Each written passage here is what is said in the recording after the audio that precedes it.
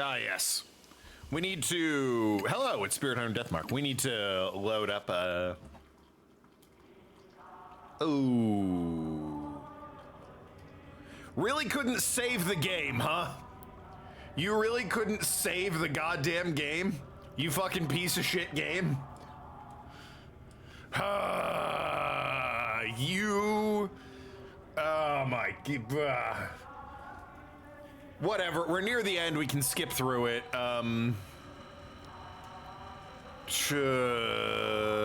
God, what is the, Can we skip through it? Oh God, we have to do all the... Okay, this is the Cannon Soldiers stuff. Feel the box? God. What a game. What a game. I hope the sequels at the very least have a better goddamn UI. Didn't save after all. Not only did it not save, I assumed it would like save where the credits were. Game was like, nah, we're not doing that actually. Yeah, this thing. So I need to do the whole Cannon Soldier bit again. And also deal with Mary? I guess Mary wasn't exactly difficult to deal with. But still, game. Bad form.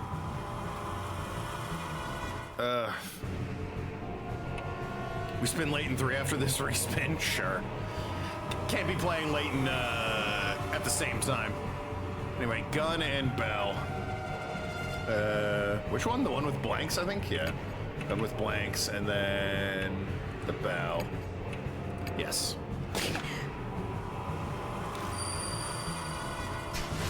On-stream chat is weird. Oh, yeah, it is. That was from the DS stream.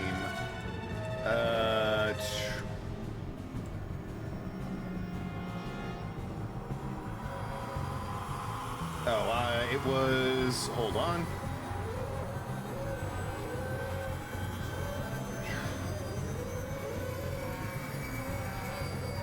Yeah, it was this one. God, well, it was like... And... There you go. There you go. Yeah, I put it more shrunken up top when we were doing the DS stream, so it was like taking up space up there. Anyway. Sorry about... Yeah, we're injured. Moving closer. Lurk till I speed through. Yeah, that's... Boy, it's just gonna the whole time, huh? It's really lame that it didn't save the game at all, nor let me save. That's just... Palm pistol, and I think it's the Bell every time with her. Apparently not. Where's the Bell? Where's the Bell?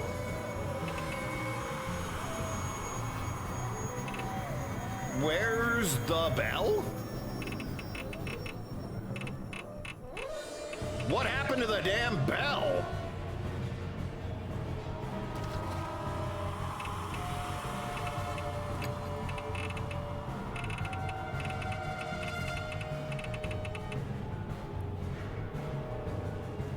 The Suzu Bell. Did I...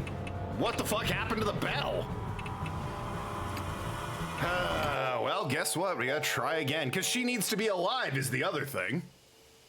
She freaking needs to be alive in order to do the DLC.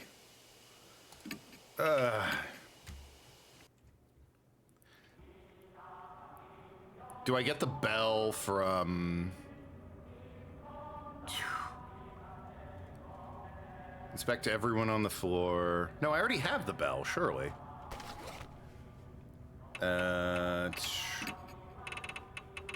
Right, there's the Bell, infinite uses. Love that for me. Feel this stupid thing.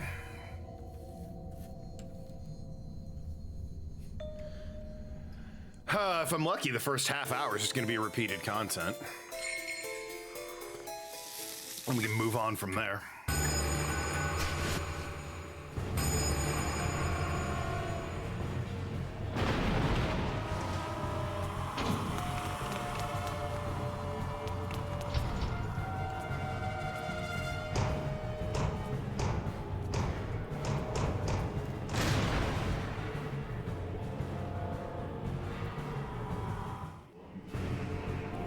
All right, so gun with blanks. You love to see it.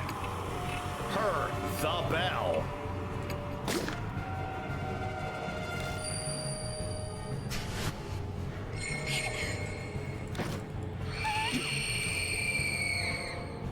Oh, maybe it worked this time. Yeah, the power of the bell. What, the bell?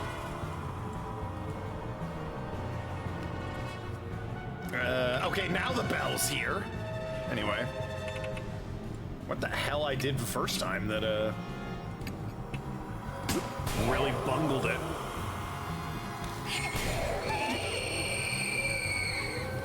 All right, the short sword and the bell. Big fans of the bell. In fact, that's all she does. Bell, bell, bell, bell, bell. Short sword and bell. Okay. Did Booyah throw the bell? I had him, I thought, use the, pistol with blanks. I was a little distracted because I was annoyed I had to do this again, so I don't necessarily remember what I did, but...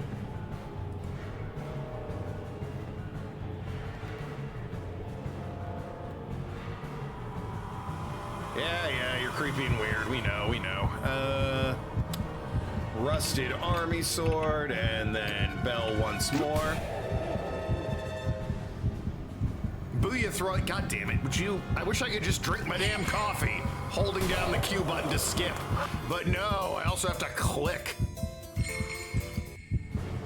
Honestly. Chisel and bell. Chisel. Yeah, because the old guy runs in with the chisel. And bell. Right ear, I think it was? Yeah, right ear. That's what Token named the character. Yeah, Hunk Booyah. The greatest man to ever be named Hunk Booyah. Parentheses, not a lot of competition.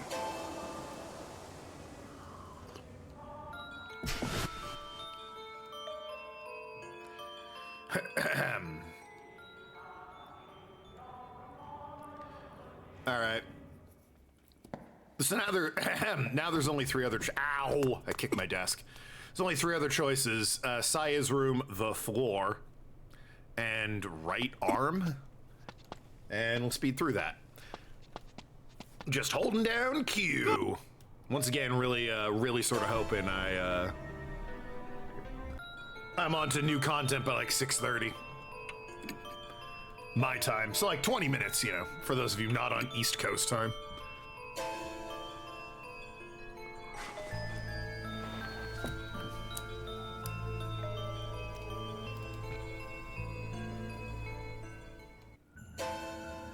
Behold the only man in Japan with a full beard, by the way.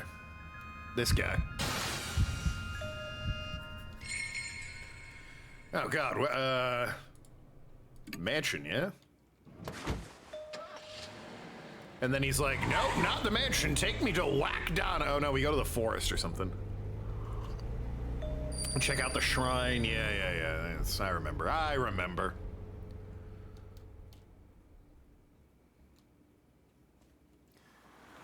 We could spin another one of your games. We sure could.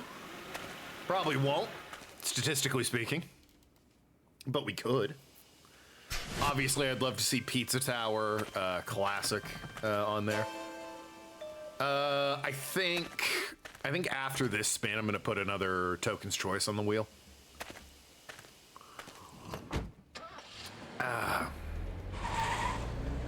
I think Barbie or Nancy Drew would be funny.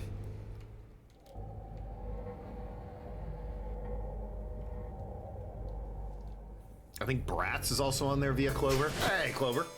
What will the choice be? We'll see. Clover, the game didn't save it. Why are we skipping these? Because the game didn't save any of my progress last time. after my last manual save, so we're skipping to get back to where we're supposed to be. That's new. Like talk. Well, well, Mary, Mary, quite contrary.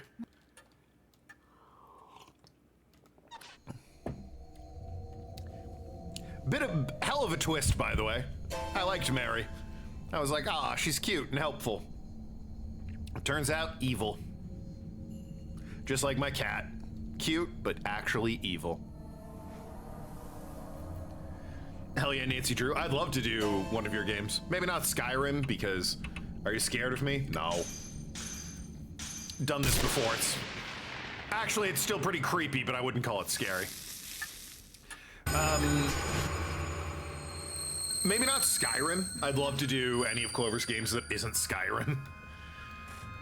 Skyrim I do want to do, but... Oh, where should I run? To Saya's room. It's gonna be like a bingo thing, so I'm just gonna like generate a Skyrim bingo card. And it's probably gonna be a one-stream thing wherein I just have to get bingo. And we do it in a funny way. I'll mod the hell out of it just for a laugh, you know? I might still have the Skyrim. Well, probably not. I uninstalled Skyrim and that I think was on an old PC. My other PC was back when I streamed Skyrim. How many Nancy Drew games are there? Oh, there's like 30 or 40. That's a whole thing. There's like a subset of Nancy Drew games that are like point and click adventure games. They're not what I would call, you know, cultural touchstone zeitgeists for anyone, but there's plenty of them.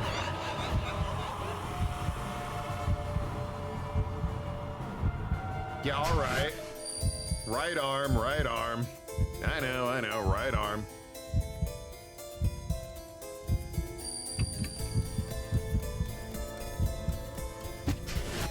Let me play Bratz to see my reaction. I have no, like, I know nothing about Bratz. Its height was like when I was boy who did boy things and played with the boy toys. By which I mean toys for boys, not young men that older women, never mind. But yeah, it was never my thing, so I avoided it. No idea what Bratz is like. I never really even assumed there was a story. I just assumed they were dolls. Like fashion dolls that you could dress up and they had big eyes and pouty lips or whatever. They're like the 2000s edgy version. It had to be done. Of Barbie. Game too loud, can barely hear you. Okay. See, this is the feedback I like. This is the feedback I need. That should be better.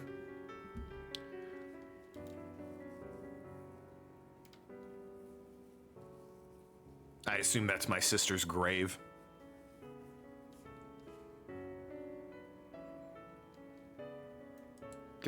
Oh, I tabbed out. I was like, why are we lingering on this? Dumbass tabbed out. There were they made games, movies, the same way Barbie does. Yeah, I didn't know that. Though is the thing.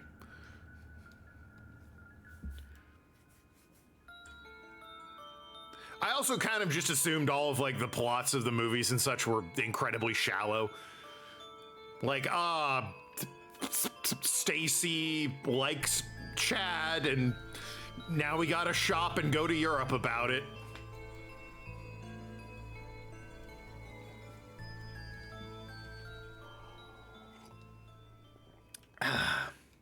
Oh, the X-Files game. Because girl things must be shallow. I was 8. What do you want from me? I'm not saying I still hold that opinion. I'm saying when I was a kid, that's what I thought it was. Honestly. How is it more shallow than Shooty Shoot? What part of I was 8 do you not get? It's on PS1. The X-Files game? I thought it was on PS2, because it's like a Silent Hill knockoff, isn't it? All right, that's credits. Game. All right, I assume, yeah, this is the new content. Okay. Just saying, yeah, okay, let's, you know what? We're gonna hold 8-year-old me's uninformed opinions extremely accountable in today's society and all the years of life I've learned. Really gotta go back and smack that 8-year-old for not having an extra 20 plus years of wisdom under his belt to make more informed decisions. You're right, Clover. That's what we should do. Clover supports judging and hitting children because they hold opinions different to her own. Let that be what the record shows from this. Ahem. The muted chirping of insects gently drift along a breeze that enters the mansion. All right, 6:16, and it's new content. That's fine. It's cool enough to sleep through the night again. You would shoot a child to get out of traffic? Oh, yeah. Yeah, absolutely. Yeah. It's nearly autumn, after all. That doesn't change anything about what I said being true, though. I stare out the window in the unchanging scenery without really seeing it. Clouds in the distance rumble with thunder. As if on cue, a chill wind brushes up against the window pane. Rain again, huh? I comment because otherwise it feels like I'm in a dream. It's as if a stranger is speaking. Why am I still here? Like, is this my house? Why didn't... Is this my house? I mean, I guess it's my house, but like, I wouldn't stay here, you know, the doll that tried to murder me and my dead sister and everything, kind of bad memories. I'd maybe like sell the place and get a, you know, like apartment in town. It's Japan, all right? You've got real estate. You can get a mint for this place, okay? I stare at the leaden sky. Even though I'm resting in a chair, I feel like I'm somewhere far away. Also, it's gotta be lonely in this place. When I shift, I see out of the corner of my eye a stack of books piled on the desk.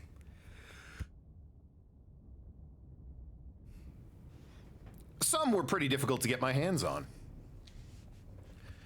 But I don't feel like reading them anymore. I could read all of them, and none will give me any type of clue. That's all I've learned after all this time wasted. What are you doing? The longer I try, the further away it gets. That thing sleeping in the wooden box. Yeah, again, maybe throw it in a volcano or like seal it in concrete or something. Head downstairs to get coffee. Coffee! Coffee. There's a sudden knock at the door. That hollow sound doesn't exactly bring back good memories. I don't know, every time someone knocked on the door, it was a new friend. It used to signal the arrival of a new friend. Person who owns this place was his sister. As far as I know, siblings don't have any other relatives, no one close. MC inherited the place automatically. Well, presumably it was their family's before it was hers. He was presumed dead, remember, but not legally because he still had like a passport and shit. So I guess it is hers now, or it was hers at that point, and now it is solely his. But like, it's just so big and empty, man. Listen. I don't like a lot of people. I don't like crowds, but like I gotta have my wife here and like, you know, a cat throwing machine for the cat. That's in the past now. Gotta have someone to talk to or you go mad. This takes 3 hours. Standing in front of me is a boyfriend. Oh. You're not the worst companion, but like where's the detective boyfriend? Hiya. Moe Watanabe. Is now a good time, mister? Oh, if it isn't, just tell me and I'll leave you alone. Yeah, it's fine. Moe flashes a carefree smile and steps inside with a pep in her step. Just her presence make this place feel less gloomy. Yeah, that's what I'm saying. With the start, I realized Moe isn't my only visitor. Oh, for fuck's sakes. It's been a while. It's been a while. I'm sorry for coming without contacting you. Tsukasa? That's rare. Why are you here? It had been a while since we'd met up, so we wanted to talk about what happened. Did he establish he was legally dead? It established... I forget exactly what happened, but he was presumed dead. he wasn't, because like I said, he still had his official passport and like bank statements and all that were being paid out. But the public thought he was dead, and he was a bit of a recluse, so he was totally fine with just sort of letting them believe that. Ahem. And obviously the topic came to you. So I told him I visit you a lot and that he should come with me. No big deal, right? Presumed dead is different than being legally dead, though. Yeah, because he's not legally dead. He was declared officially missing, never actually dead. People assumed he was dead, and he did like show back up and go, "Hey, it's me, not dead." And like government IDs and paperwork, no, he is alive. He has valid credit cards and passports and shit. Passports, you don't need more than one. I was getting bored. Of course I don't mind. I was just getting bored. Yeah, I figured as much. You seem like the type with time on your hands. God, I wish. I haven't seen them both together since The Mark. Moe's come by sometimes for interviews and the like for an occult magazine. Yeah. Ooh. Oop? Was it oop? If he's not legally dead, he can inherit stuff. I mean, I guess, yeah. It's just a matter of like, it was his dad's first, and presumably he left it to him. And then he was missing, never officially declared dead, and then he came back. So was it ever his sister's? It's a oop arts. That's what it was. Ahem. All right, coffee's done. This is the first time I've seen Tsukasa Yoshida since then. I wasn't really concerned over him, but I'll admit I'm relieved to see he's all right. I'm glad to see you're well. Have you gotten the chance to relax? I have. But aren't you busy with entrance exams, you child? Do you have time to waste doing this? Breaks are important. As an adult, you should understand that. It's true. Yeah, you're right. I glance over and see Moe staring at me. What is it?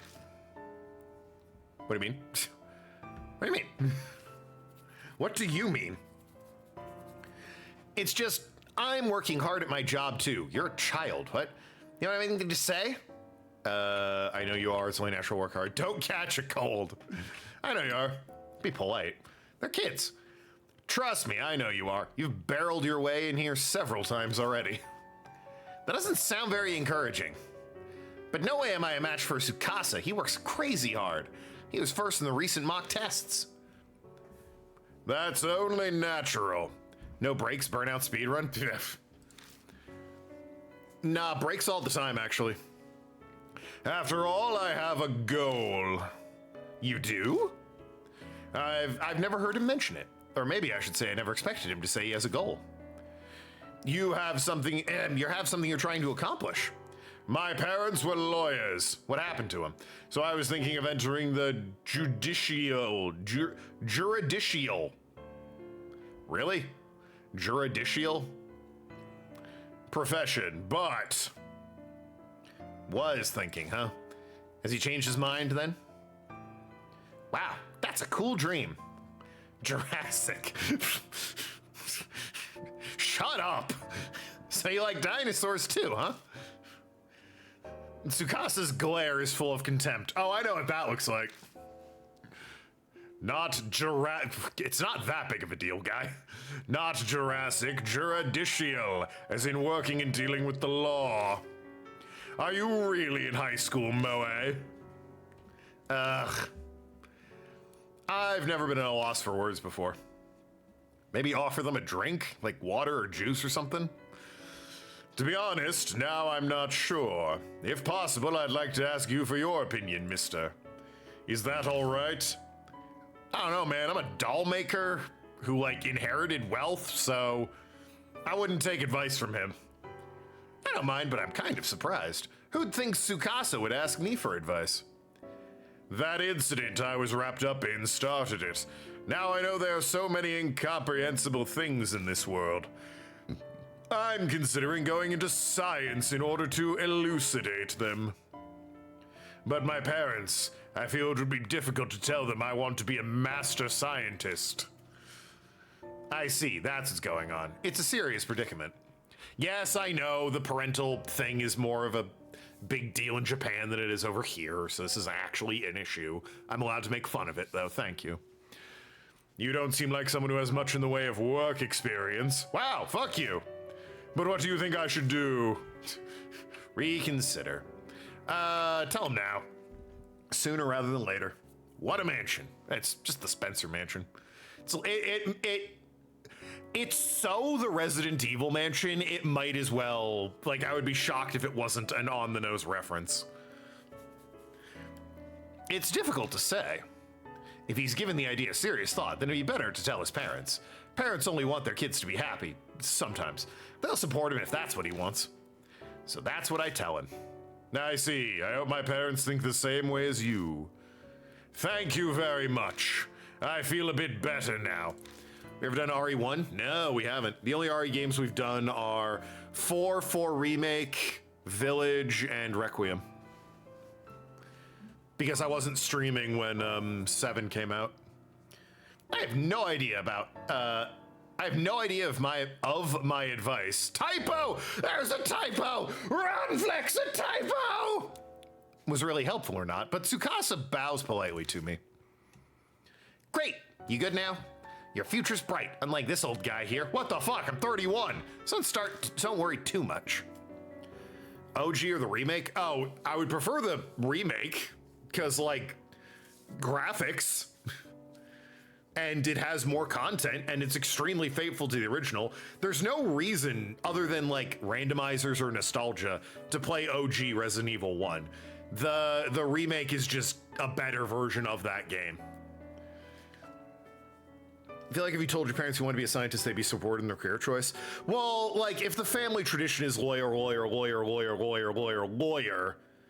and you're like, I don't want to be a lawyer, I want to be a scientist. It's not so much that you're choosing science or anything, it's that you're rejecting the lineage, which is more of a thing in Japan. There's, like, cultural stigmata if you break that chain, as it were.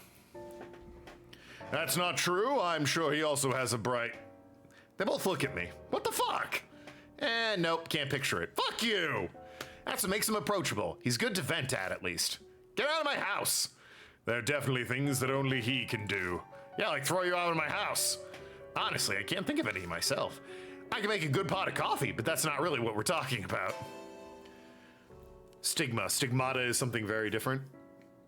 Fair enough, my bad. I mean, there's that doll. Tsukasa falls silent. It seems my expression gave me away. Have you not made much progress? Nothing I can share at the moment. I've researched everything I can. Mary's true identity is as elusive as smoke. I still haven't managed to find clues. So I'm taking a bit of a break right now. I'm glossing over it. But to be honest, any sort of tension has vanished. My rest hasn't relaxed me. It's more like I'm a balloon that's lost all its air. There's virtually no reason to be playing RE1 instead of the remake. Yeah. Again, like there are randomizers online for the OG Resident Evil that are fun. But yeah, unless it is pure nostalgia. The GameCube remake that got ported to everything is the way to go. I've been meaning to take a crack at RE1 just for the achievements. I like having the RE games ticked off. That being said, I'm never going to have all of them because, one, Resident Evil 5 has multiplayer achievements, and not doing that. Also, playing Resident Evil 6 is actually a war crime, so no. Dead Aim? Yeah, I'd play Dead Aim. Why not? Could be fun for a meme. It'd be weird to play Dead Aim, I think, instead of like one of the mainline ones, but I'd be willing to play it. Stigma is a phenomenon of the wounds of Jesus appearing on someone's body. Is it really? Stigma, then, not stigmata. Boy, what a difference 2 letters can make. If I was risking my life and facing death every day, it might be different, but right now, my determination to move forward that I had back then is gone. Just dump her in a volcano! That's so. I'm sorry, I had no idea. Like, it cannot be difficult to figure out how to destroy a porcelain doll. Volcano. You're rich. Call up a guy and launch it into space. Then it might be best for you to rest and relax a little bit. How about a trip to improve your mood? You might get a good idea. I'm about to reply to that when... Boyfriend? There's another knock at the door. Is it just everyone? Who could that be? Is it just all the characters coming back? Yes, who is it? Molly calls out playfully like she lives here and skips over to answer the door. Don't these kids have parents? Hey, it is the boyfriend. I'm coming in. The brusque voice belongs to my boyfriend, ex-detective, everybody's here. It's like Smash Bros. Wow, they even put on the sexy saxophone music. Damn, game knows what we want. Satoru Mashita. Hey, what's all this? When did you start a daycare? Huh? Mr. Mashita, why are you here?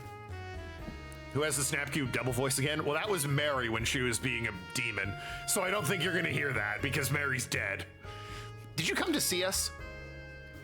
Molly's clearly excited, but Tsukasa is collected as he bows politely. I'm in your debt for your help back then. Still, I'm surprised. I didn't think we'd be able to meet here. Mashita gives an annoyed shake of his head. Ugh, I'm the one asking why you're here. Damn, we're going in circles now. Don't lie, I know you're happy to see us. You're always hiding your feelings. You met once. Oh, but what a huge coincidence. You got everyone from the Hanahiko case back together again. This is totally destiny.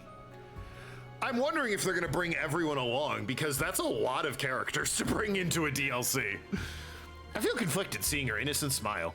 If everyone's happy for such a horrific event, then maybe it'll fade quickly from memory. Huh, everyone, huh? In that case, one person, no, one being is missing. Ah. As he mutters, he glances at a spot in the room. Did I tell them about Mary? Or was that something I kept to myself? It would be best to change the subject. I guess I told them because Tsukasa mentioned it, right? So, why are you here? I have something to ask you first. He answers me with a question, like usual. That wasn't a question. Booyah, you told that fortune teller about my office, didn't you? Yeah? Does he mean Tawako Yasuko? Yasuka? Yeah, Yasuka. Yeah, it might have come up while I was talking to her about Mary. Why'd you have to go and do that? I'm drowning under investigative requests. Wait, does that mean... That's her. Are you a private eye, Mr. Mashita? Yes.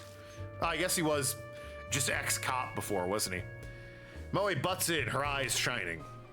She's not timid, I'll grant you that. Wow, I guess you'd be pretty good at that. Oh, if you get an interesting job, bring me along with you. It'd be weird if he didn't tell them about Mary. I can see not telling the kids. It'd be weird if he didn't tell this guy. Even Mashita can only blink at her innocence. And this is exactly why it's annoying. Still, when I think about it, Mashita's complaints don't make much sense. How can he be disadvantaged by my sharing his info with Yasuka, who's incredibly famous? He himself said he was drowning under requests. Yeah, it sounds like you have a steady job. I only told her about your office. What's wrong with that? Getting job requests is good, isn't it? What detective hates too many requests? Plus, he only just started. Even if he's insanely talented, there's no way he's already overwhelmed. It depends on what the request is about. The one I just got is the worst. Did he just hesitate? Mashita? It's your fault this happened. So, Booyah. Yes? I'm going to have you help me. Help you? Wait a minute, what are we talking about here? Can't you guess based on the context, you stupid man? Kid, sure, but yeah, not telling the PI would be weird. Yeah. I believe he's telling you he wants your help with a detective job. Wow, I can't really picture him working as a private eye, though. What? Why am I catching all these fucking heats from these kids? Now, if he were to investigate a supernatural phenomenon, that would be Wait, don't tell me. This worst request ever that you got. We all hold our breath as we stare at Mashita. Exactly. A spirit might be involved. It's a good opportunity. This is what I've heard from that old fortune teller. Maybe they'll just like reference some characters. Like, I can't see how the idol would come back. Little Red Riding Hood. The wolf did it. Easy, done. Next case. I don't know if this is Machida or not. No, this is totally for real, I swear. I think I saw something real bad on the Love Hotel. Yo, we're going to the Love Hotel street the other day. Where they all dipped out on the whole death mark thing. But are giving you heat for it. Yeah. Well, they're just giving me heat because I'm old and live alone, which, all right, fair, but... Red Hoods from Deadly Premonition? That's the Raincoat Killer. Let's ask the... Shout out to Deadly Premonition, also known as, Twin Peaks, the video game. Which is, like, barely an exaggeration. If Twin Peaks was boiled into a video game, you would just get Deadly Premonition. It is crazy just how those two are the same. Shame the game is jank as hell. You love it unintentionally? You mean unironically? No, Deadly Premonition 1 is phenomenal. It just runs like ass on every platform. It's really bad. It's something that you can't even, like, I've been over this, the short version. PC version doesn't run half the time, and modders can't figure out why.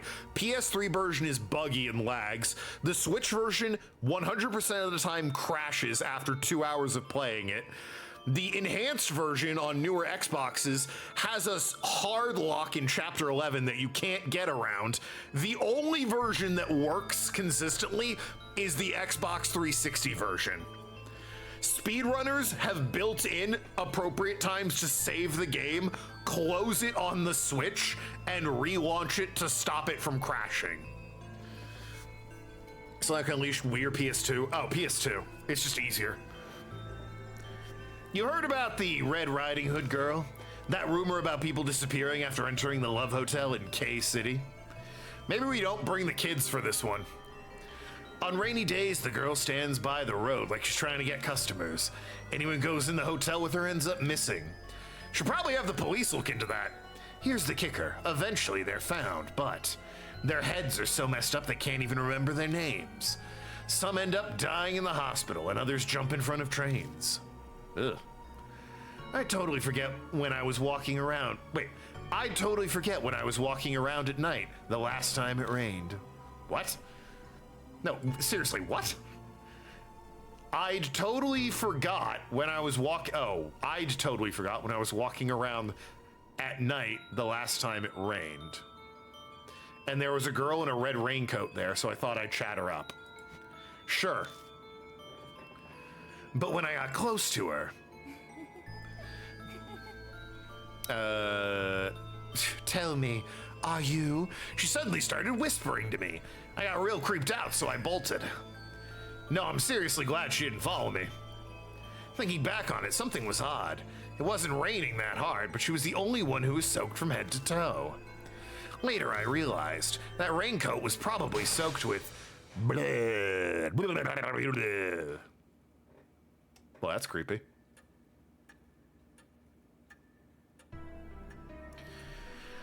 Oh, he was being told that. I thought this was his story. I'm like, damn, dude. That's all I was told. I'm sorry, but I must say that sounds like a simple ghost story. The rainy shopping district and the red raincoat. Rather suspicious. Machida ignores Tsukasa, looking straight at me instead. It's enough to make me concerned. I'll leave the rest to you, Booyah. You're coming with me. I'm bogged down with my other cases. I don't have time to spare. Fuck you, I'm not doing this pro bono. I'm rich. That doesn't mean I'm doing this for you. It's your fault that the old lady brought this to me. You could tell her no. You need to take responsibility. But, come on, you can help out a little. I'll help too. The editorial department might have some info on a case like this. Okay, I'm really not on board bringing the high school child to a love hotel. I just want to be on record to say, let's not do that. I don't think it's controversial, but I still feel it needs to be said. And your investigation needs an assistant, right? Definitely don't bring that kid. Don't bring any kids. Did you learn nothing, Miss Moe? Isn't this what put you in danger last time? This is weird. Well, it's only weird if they go. Last time, those words draw my eyes immediately to a certain spot. Her thigh. Oh no, the couch. She's not here anymore. The same thing won't happen. It can't. But somewhere deep in my heart, I'm anxious.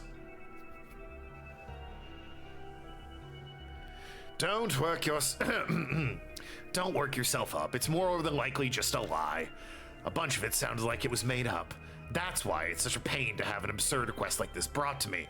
Why don't you just say no then? Mashida's right. It's highly likely the whole story was made up.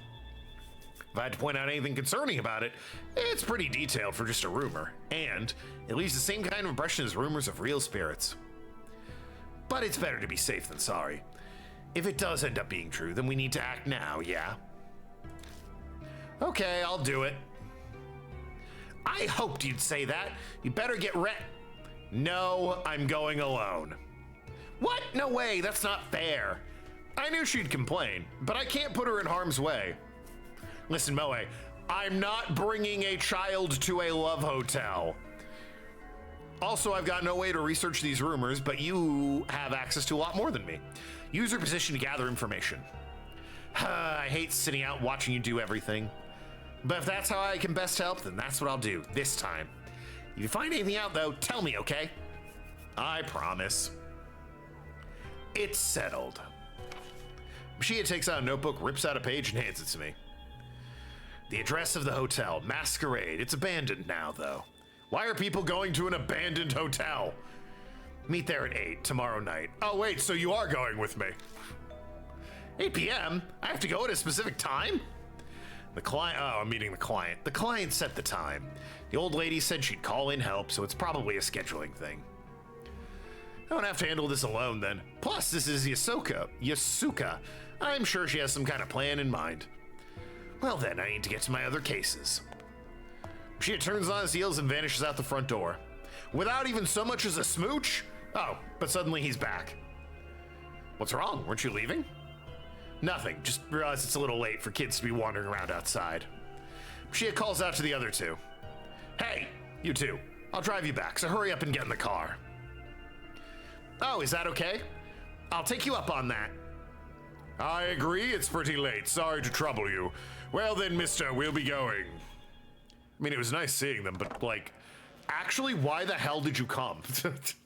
You didn't do anything. The rhythmic ticking of the grandfather clock echoes through the hall. How long has it been since those three went home? I sit and mull over what Mashida told me. There's a lemon soju cocktail at Dodger Stadium. It's a whole bottle of lemon soju and a splash of soda water. Fuck yeah. Let's go. You guys seen, probably not the Europeans in the chat, but what was it? The Colorado like mega glizzy. It's like a $40 hot dog or something like that, and it's just huge. It's crazy. I have a bad feeling about this. Yeah, it's like I think it's Colorado. It's like they're calling it a mega glizzy, I think. Hold on. I can maybe pull up a picture. Colorado mega glizzy. Imagine looking that up on my computer. The Glizilla. Yeah, there it is. Nearly 2 feet of viral hot dog at Coors Field. Jesus Christ, this thing. Yeah, it's $45 and it's 2 feet long as a hot dog. There's a picture of it. Look at that fucking monstrosity. God damn, dude. That's huge. That's such a big hot dog. Like, holy damn. Also, the best grills as a Father's Day gift? Yo. Anyway, we just call them hot dogs. Oh yeah, glizzy is like, it's a very internet term for it. Most of the time you'll see them called hot dogs or like wieners or, I've heard some people say like, Franks, you know, a ballpark Frank, you know, but glizzy is like it's the Urban Dictionary, version of that. It's gained some traction over in the US. But yeah, $45 for that. I think that's a bit much, $45, but like 2 feet of hot dog is still like, goddamn, dude. I have a bad feeling about this. It's perfectly reasonable to believe it's just a rumor, a normal case even. It's one of those food eating challenges. No, I think it's a promotional thing. I don't think it's a challenge thing. Eat a big ass steak in under an hour and get a prize type of deal. Yeah, I'm pretty sure. I mean, I didn't read the whole article. I just heard about it. But it's like a promotional food item. It's, I think, to celebrate the start of like the baseball season over here. So it's only available like opening day, I'm pretty sure. It's just a promo. The more I think about it, the more I'm doubting it. I avert my eyes from the sofa. Yeah, what? Okay, listen, I understand that maybe like throwing doll in volcano is, you know, not something you want to do immediately. I would, but I understand if that's maybe not the route you want to go. You can at least throw the couch out. Like, come on, man. I silently ask its absent master a question, but of course there's no way she'd reply. What was the question? Next evening. That's a shame. I liked Mary. I kind of hoped Mary would be in games going forward. Definitely not, as it turns out. I get ready to and leave my room with heavy steps. God. The clock says 6 on the dot. It's still early for the meetup time. I guess I unconsciously I'm a little impatient. Is the bet okay? Well, as long as it's not the room I saw my sister's dead body in, it's probably fine. I'm already ready. There's no reason to wait here at the mansion. Guess I'll go. I'll just kill time there if I'm early. At a love hotel, an abandoned love hotel? I'll learn the truth, in and out. It'll be quick. I turn the car key, my mood improved somewhat. New info was added to the spirit file. Rumors of Red Riding Hood. Oh my god, hold on. Save the fucking game. Is it X saves the... No, Z saves. God damn. Oh my god. Anyway, let's go. To Masquerade.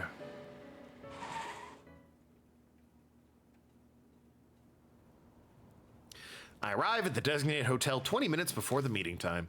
The rain was falling when I left Kuju Manor and is now turned into a drizzle. I park my car in the lot and walk to the street. This place has a parking lot? Also, this is abandoned? It seems pretty lively. The hotel, my destination, stands at the end. Which one is it, do you think? Because there's like 3 hotels here, so... Oh, you can't see the other one behind my webcam, but there's one over on the right side of the screen. So that's it. There's hardly anyone on this neon-lit street, perhaps because of the rain. 3 of them, yeah. Didn't that rumor... Red Riding Hood appears when it rains. It's the perfect night for to investigate the rumor. The hotel in question doesn't seem to have be particularly guarded against intruders either. Didn't he say it was abandoned? Anyone could step inside if they wanted.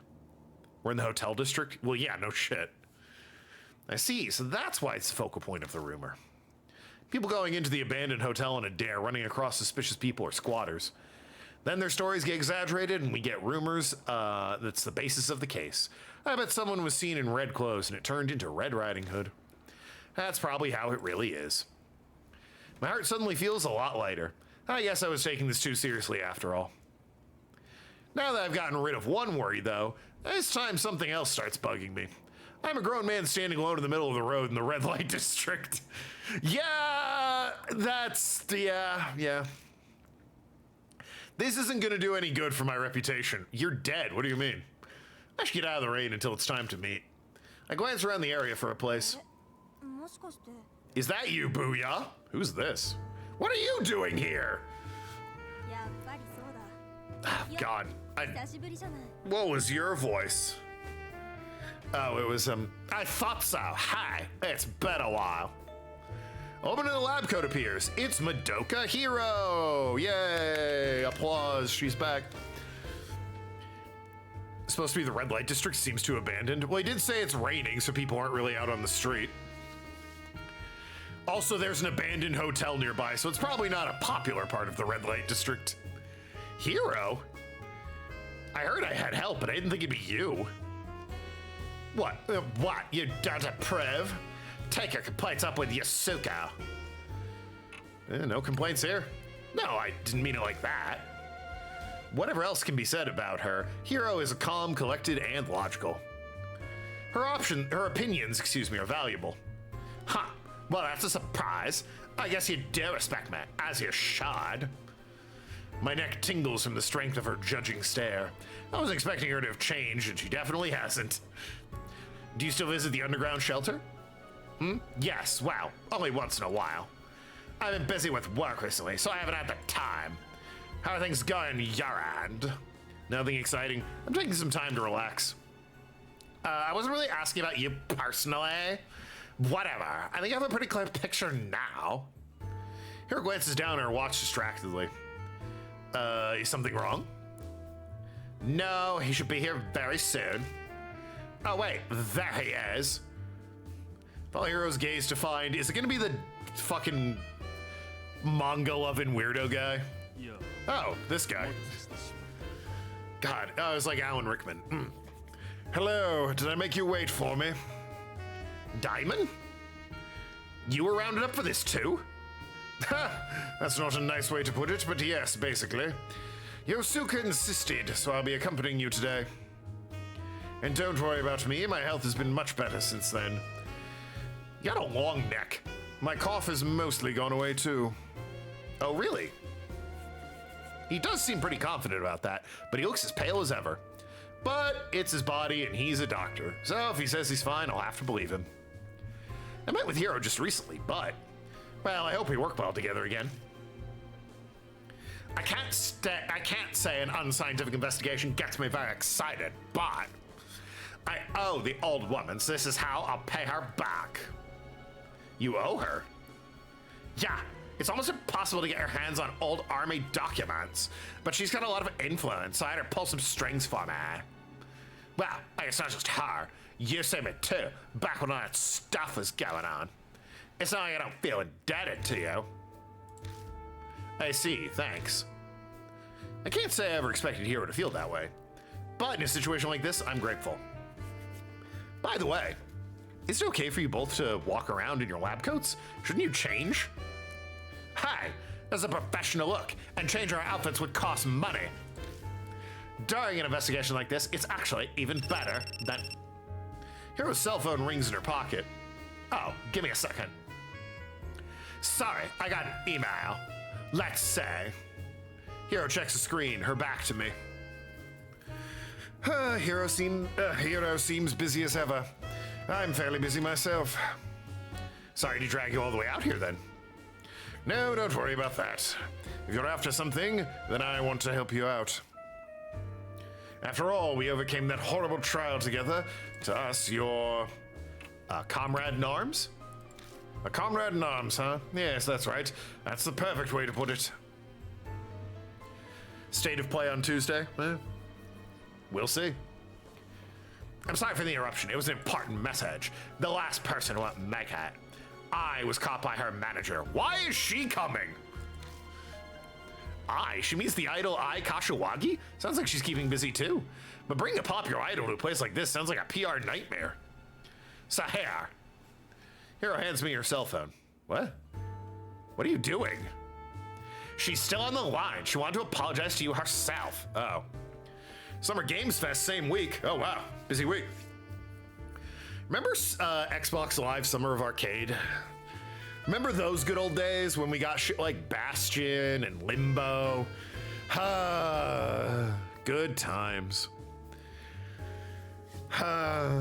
Sorry, made myself nostalgic. Braid, oh my god. So many good games from that. I don't really need... Quit your grumbling and take the call. Hiro shoves the phone in my hand without letting me get a word in edgewise. Guess I have no choice. My voice when I speak on the phone is surprisingly meek. Hello? Oh, is that you, Mr. Booyah? Good morning, it's me, Ai Kashiwagi. I'm so sorry. I regret not being able to help you for the rest of my life. Her whirlwind of words is always the same, energetic and full of exaggeration. I do my best to convince her not to worry. No, it's fine, really. I doubt anything will even happen over this. Really? I hope so. Oh no, my queue's coming up. Please come to our next performance for sure, Mr. Booyah. Okay, bye. Man, cool gets announced. You mentioned it on the Friday stream next week. Good stuff. I usually check to see what's announced the next day. I hate the waiting for them to announce things and trailers and shit. Just give me a list of what got announced. Oh, speaking of, Mina the Hollower's out tomorrow, I think. And God, Yacht Club games. Shovel Knight is like cocaine to me, so them doing a Zelda-like with Mina the Hollower, chef's kiss. Might even say screw this and play Mina the Hollower. Screw this spinning the wheel thing. Play Mina the Hollower. Debating it. Just like that, the hurricane of phone call passes by. A change in excitement levels leaves a vacuum. My head spins. Although at the rate I'm going, I might not even finish this by today, so. She's trying, isn't she? Tiring. Jeez, our lady thought it'd be a good idea to bring an idol on a case. By the way, Booyah, are you close to Kashiwagi? That's an odd question coming from Diamond. Yeah, I mean, I have her contact info at least. Could you get me concert tickets? I mean, I knew that's where it was going, but... Oh, a kid at work. That kid at work's a huge fan of her, but they can never get a ticket. Oh, that explains it. Still, I didn't think she was that popular. I can try asking, how many do you need? 3 if possible. I'd like to go as well. It's a rare opportunity. You're a little old for idols. You have a thing for girls? I'm a connoisseur of music. Idols have nothing to do with it. A subject change right now would be wise. Ahem. Leighton would still be in the spot when I play Mina. Oh yeah. I'm on the fence if I'm gonna stream Mina the Hollower. It really depends just on like the vibe. Got a lot of free time to stand around, I see, but playtime's over. Machida, what are you doing here? This case is a request from a client. All your cases are requests from a client. What? Wanted to make sure you showed. The only reason you have a case is because a client requested it. Jark. What, planning on observing us, are you? What if we hadn't shown up? One of you is a no-show, in fact. Witcher 3, oh my god, I've been playing Witcher 3 for achievements, and then it's like, hey, new DLC, and I'm just frothing at the mouth. I'm like, give it to me. I need more Witcher 3. Gwent, I need Gwent. Gwent! So yeah, I'm looking forward to the Witcher 3 DLC. I literally sent that to my wife at 5 a.m. on my way to work, going, you're never gonna see me again. The article that Witcher 3 is getting a new DLC. And just like, yep. Love Witcher. I heard 4 were coming. Kashiwagi couldn't make it. It seems her manager caught her. That's so. He shrugs, indifferent. Guess it figures it wouldn't make much of a difference. So you took care of your other cases already? Thought I told you I'm just checking in. While I'm here, I have new info on the hotel week to give you. Witcher 3 was 2016. Yeah, you're surprised they're doing it? Well, they're working with another studio, and it's to build hype for, I think the Witcher 1 remake is coming out first, but also Witcher 4. Both of which I will be playing and getting, or trying to get all the achievements in. I already have Witcher 2 done, currently working on 3. Very much looking forward to Witcher 1 and Witcher 4. Oh, and I need to do, what is it, Thronebreaker? I have to do that as well. I'm not gonna get the achievements in Gwent, 1, because the actual Gwent game they put out isn't very good. I played it back in the day, and it's different from in-game Gwent, so it's not great. 2, all the servers are offline because not enough people played it, so it's literally impossible to get achievements in that game at this point. But Thronebreaker will be fun. Just then, someone's cell phone starts ringing shrilly. Which would be too long to stream playthrough. I could do Witcher 2. 3 absolutely would be too long, but 2 and Thronebreaker I could absolutely do. Oops, this one's from my hospital. Excuse me for a moment. One after another.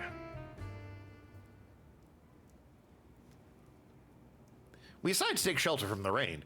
Diamond has to finish his call, and we may as well hear what info Machida has to say for us. Trying to make something new 3 DLC specifically to bridge the story gap between 3 and 4? Yeah. How long's Witcher 2? I completed it, got all the achievements, and it takes 2 playthroughs in like... It takes 2 playthroughs because you have to do it on the hardest difficulty. And there's like an important story choice you have to do. I got all the achievements in like 50 hours. So cut that in half for a playthrough. It's like a 30-hour game, 25-hour game. We commandeered a dirty smoking area in the corner.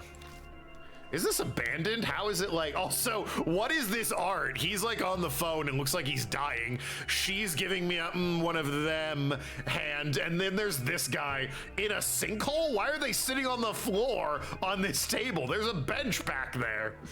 And how does this abandoned hotel have power? Then we start our improvised strategy meeting. I have no idea who's saying that. God, this rain is irritating. I hate it. Yep. Hiru grumbles as she gulps down her drink. Machida gives her a sidelong glance and sighs, exhaling smoke. Then he starts to talk. Main story's 24? Yeah. Mileage may vary. There you go. Yeah, completionist, like I said, it was about 50 hours. God, the fucking arena. I hate the arena. The only part of Witcher 2 I don't like is the arena. We won't be doing the arena. Some stupid ass survive rounds bullshit. Listen, I don't have time to waste, so I'll make this short. That hotel, Masquerade, closed down about a year ago now. It's unclear why, but it probably has to do with the owner going missing. Yeah, that would do it. Missing? That sounds like a Red Riding Hood rumor. I mean, it's kind of standard word in any urban legend, but... Why he went missing is unknown. Well, yeah, if they knew that, he wouldn't be missing. But something's definitely behind it. He just up and vanished. Witcher 3, the main story is 52 hours and completion is 174. Boy, do I know it. Main story is 52 if you really beeline it and don't do like the side quests and such, which is a huge mistake. Don't play that way. Hero pipes up, frowning. Then it just proves it's a normal case. Is there any point in searching the hotel? Machida taps a cigarette in the ashtray, shaking off the ash. He then continues with the same train of thought. It seems he's going to ignore Hiru's question. A few publications had fun with the story for a while. It's prime gossip. But after a point, it stopped being reported and everyone up and forgot. Now, this is just my guess, but... This area's crime syndicate turf. They likely apply pressure to keep things quiet. Makes sense for Red Light District, at least that's how it seems from the way he's talking. And what started spreading around the same time as that missing persons case. Machida waves his lit cigarette out towards the street. The rumors of Red Riding Hood. First-person shooter role still a thing? Yeah, that hasn't changed. It's, listen, if it has like cutscenes and pacing and like fun gunplay, I'm all about it, sure. But like BioShock or like Call of Duty Modern Warfare, where all of the story is just told over like intercoms and loading screens, like fuck off. It's so, by yourself, fine, you can absorb a story that way. It just doesn't work for stream. I always feel uncomfortable playing it. I feel like, because I'm just focusing on shooting things, I can't talk with the chat. It's not fun for me. I feel like chat doesn't really like it. I don't really like it, so just avoid them. Again, if it's like Bulletstorm or Wolfenstein, the new one from, well, the one from like 2014, sure, fine, whatever. That has cutscenes and characters and fun gunplay, blah, blah, blah, blah, blah. But like, BioShock 2 is just such a slog. The so-called eyewitness reports and people who actually heard things. Witcher 3 is phenomenal. It is. Put all together, it seems Masquerade is the center of all the rumors. Yasoka brought me the request, and is also of the same opinion. Third-person shooters, those are usually much better at, like, doing their thing. Sniper Elite, I would say no. That's too much like a fucking modern shooter. Maybe the newer ones, I've only ever played 2. Sniper Elite 2, I mean. Maybe the newer ones are better at telling a story, but... God, the older ones, it's the worst way to tell a story. Masquerade simply stands there quietly on the dark street soaked with rain. The neon lights in its feet almost seem to be staring out at the world. I see. So do you have any other... Oh my god! Those prices are dirt cheap. We gotta get more drinks, guys. Ask this red hooded person if they've got any spare change. We can load up for Hold on a minute. When I turn around, someone is standing there. Well, 3 people are, but, you know, there's a 4th person. My heart thunders in my chest. Hunk booyah, it's me, the devil. Hey, Hiru, behind you. Huh? What is that? Is that a moth? Ah, you cheeky bugger. Hiru looks behind her, puzzled. Nothing's there. Sorry. I think my eyes are playing tricks on me. I make an effort to gloss over it, but there's no way I can believe it was a trick. I'm sure I saw it. Maybe the darkness strained my eyes and I saw something that wasn't there, but... Diamond's call ends. Sorry, patient with an emergency. Managed to walk them through procedures, but I need to go soon, or... I'm terribly sorry. I'll make up for this later, I promise. Diamond runs off into the lightly falling rain. Human lives depend on his work. This kind of thing is inevitable. Which means Hiro and I will have to handle the investigation by ourselves tonight. So, the only one left is the science freak. That's concerning. What? What did you just say? That's how you treat people helping you out?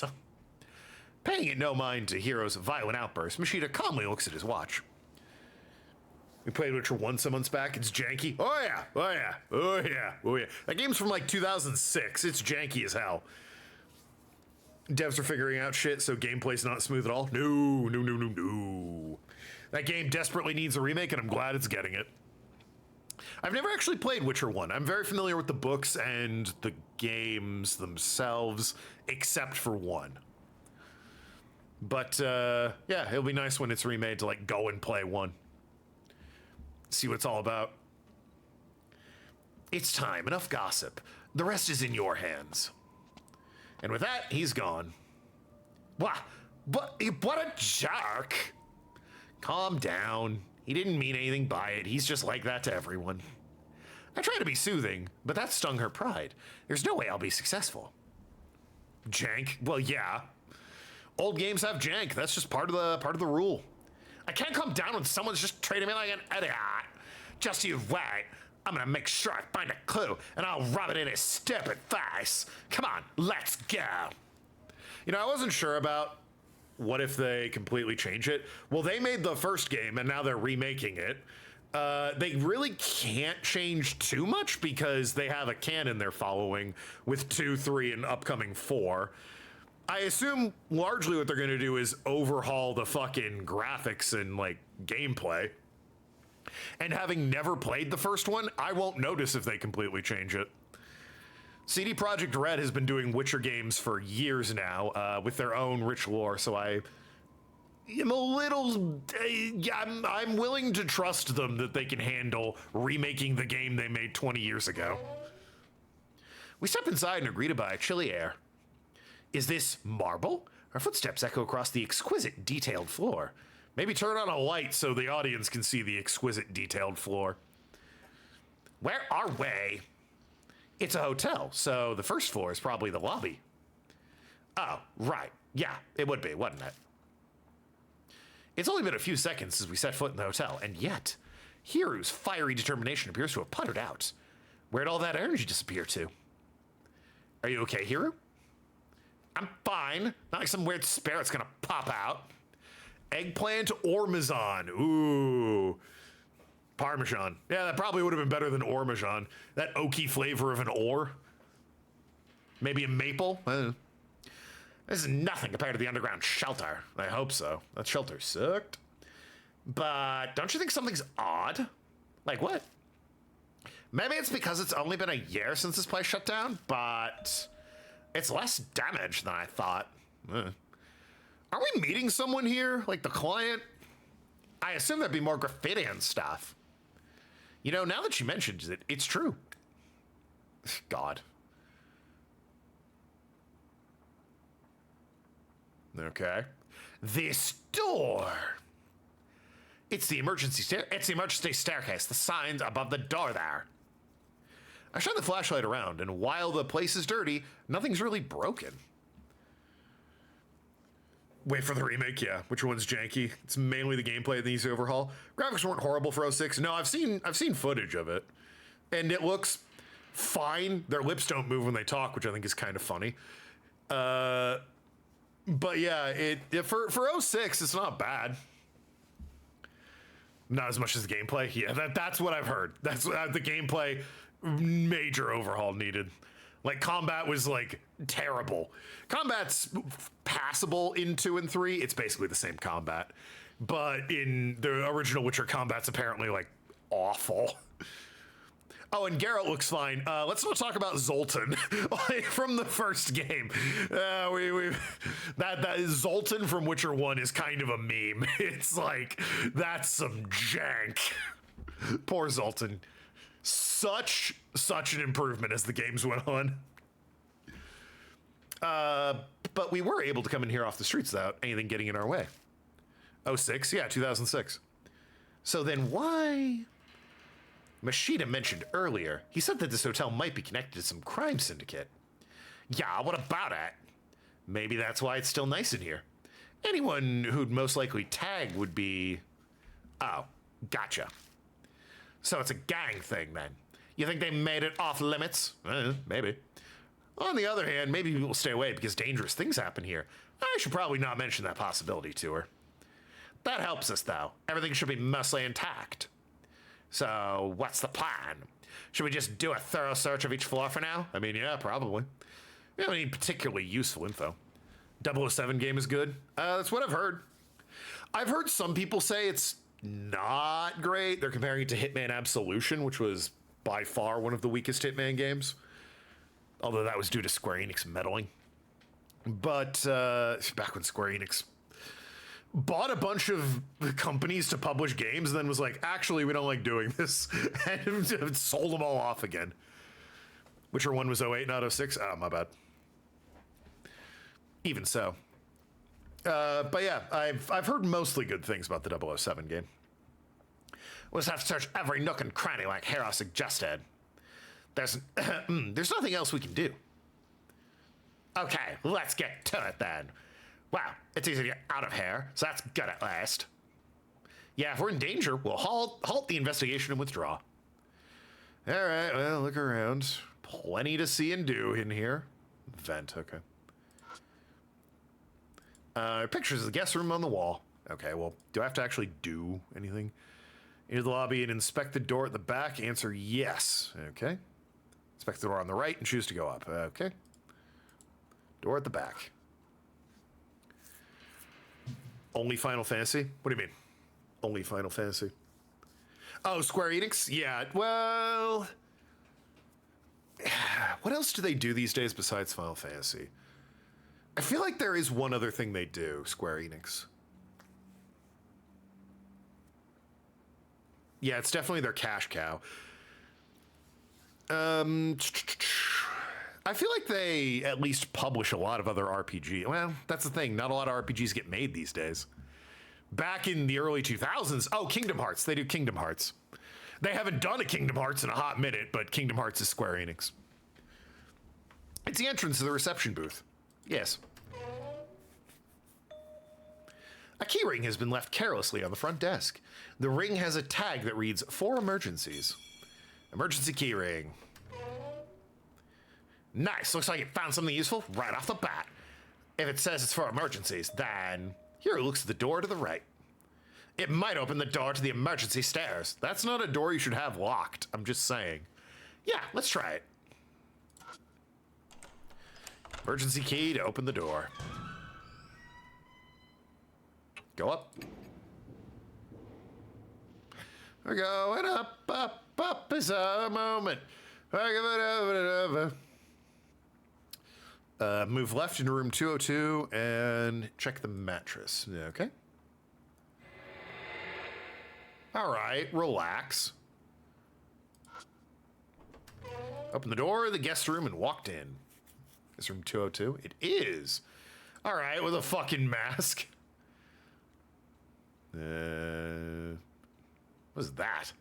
The trash bin? Anyway, mattress. Feel? I lift up the mattress and look underneath. I notice a notebook lying there. Mask guest book, I guess masquerade mask, 202. The guest book? Why? It's just... I flip through. Inside are pictures drawn in colored markers. Hotel Masquerade guest book. Feel free to write about the sweet, sweet time you've spent together. Sure. Clearly they didn't need to be told twice.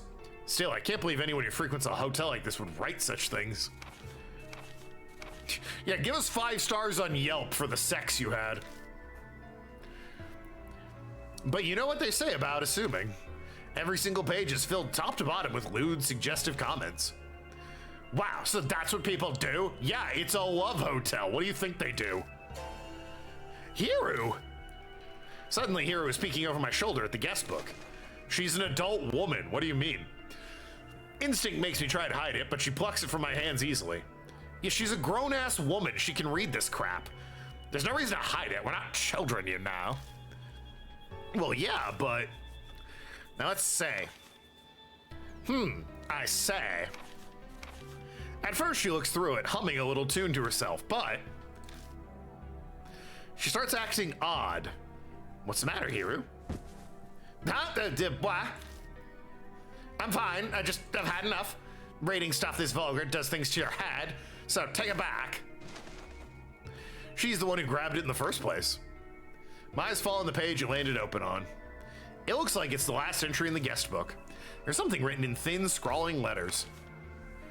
This is bad. Sop might have ratted us out. There's rumors that she tattled to the teach and she's going to the fuzz.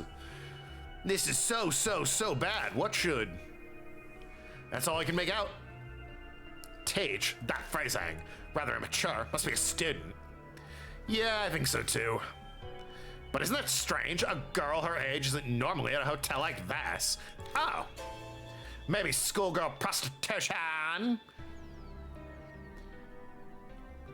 Please no, I don't want to be taken down. That would be a reasonable assumption, would it? It's horrible, but it's the only logical conclusion. How about, like, a high school girl and her boyfriend just came here? How about that? Well, how come that's not the logical conclusion? That would mean this entry. It sounds like she was panicking over having things leaked by a friend. How stupid can she get? You replay you sow. I still say she probably just wanted a good time with her boyfriend. And you know, you can't really go to either person's house. Their parents are there. So you come here. Why not? My voice is cracking. Kids have their own issues to deal with too. It's not such a black and white situation to be able to say that she got what she deserved. No, it isn't. Though at least one thing has been made clear thanks to these notes. Sounds like the rumors about this place being tied to a crime syndicate are true. It's obvious that there's a lot of illegal stuff going on here. You could also make the assumption, I don't know, maybe Teach is a last name and someone was right. That was like the crime guy writing in his fucking book. It's like, Teach found out. Jonathan Teach, the rival crime guy. I don't know. I didn't write the fucking game. That sounds logical enough. The number on the guest book must refer to the room number. Well, yeah. Golden stuck in my head? Wow, I did not sing that well enough for it to get stuck in your head. You're welcome. There may be more guest books. True, if we get more info from these entries, we might be able to figure out what's happening here. Edward Teach, Blackbeard. Yeah, there you go. Let's keep an eye out. Open the door. Oh, that's the bathroom.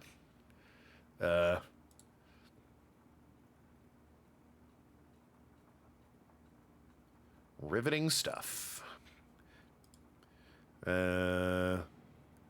Move down twice into the fire escape, then choose to go up. Oh, okay. There you go. Yeah, the Dread Pirate Blackbeard found out what they were doing in this love hotel, and so he came to raid it. Fucking pirate style.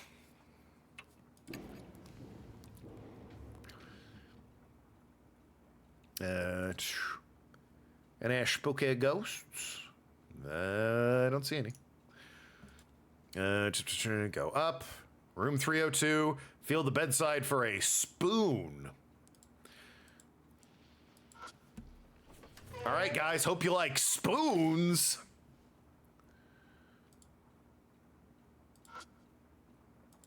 The vase holds some cheap fake flowers. Is the table? Bedside table, yeah. I'll look around the bedside table and find a spoon. Were they eating dessert in here or something? The spoon is stained black. Heroin. Dumbass. They were doing heroin. I don't even have a joke for that. It's just, come on, man. A spoon in an abandoned hotel must have been eating dessert. Fuck you.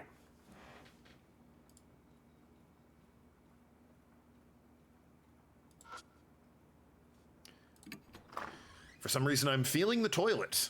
I open the door and check the toilet. I find a wallet covered in black stains.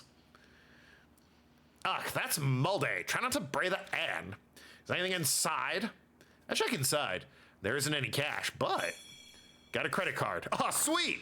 We're gonna max this shit. Dinner's on me. A guest probably dropped this, but the stains make it so I can't read the name on the card. We could use that to ID one of the guests. Don't you think you should take it with you? Yeah, you're right. My reply is half-hearted. I'm distracted by the stains. I don't mention it to Hero, but the stains on the card look like, oh, old blood stains. I see. Right. Got the credit card. Move down thrice. Ooh, good use of the word thrice. And go down. What'd you miss? We have a spoon and a credit card. That's pretty much it.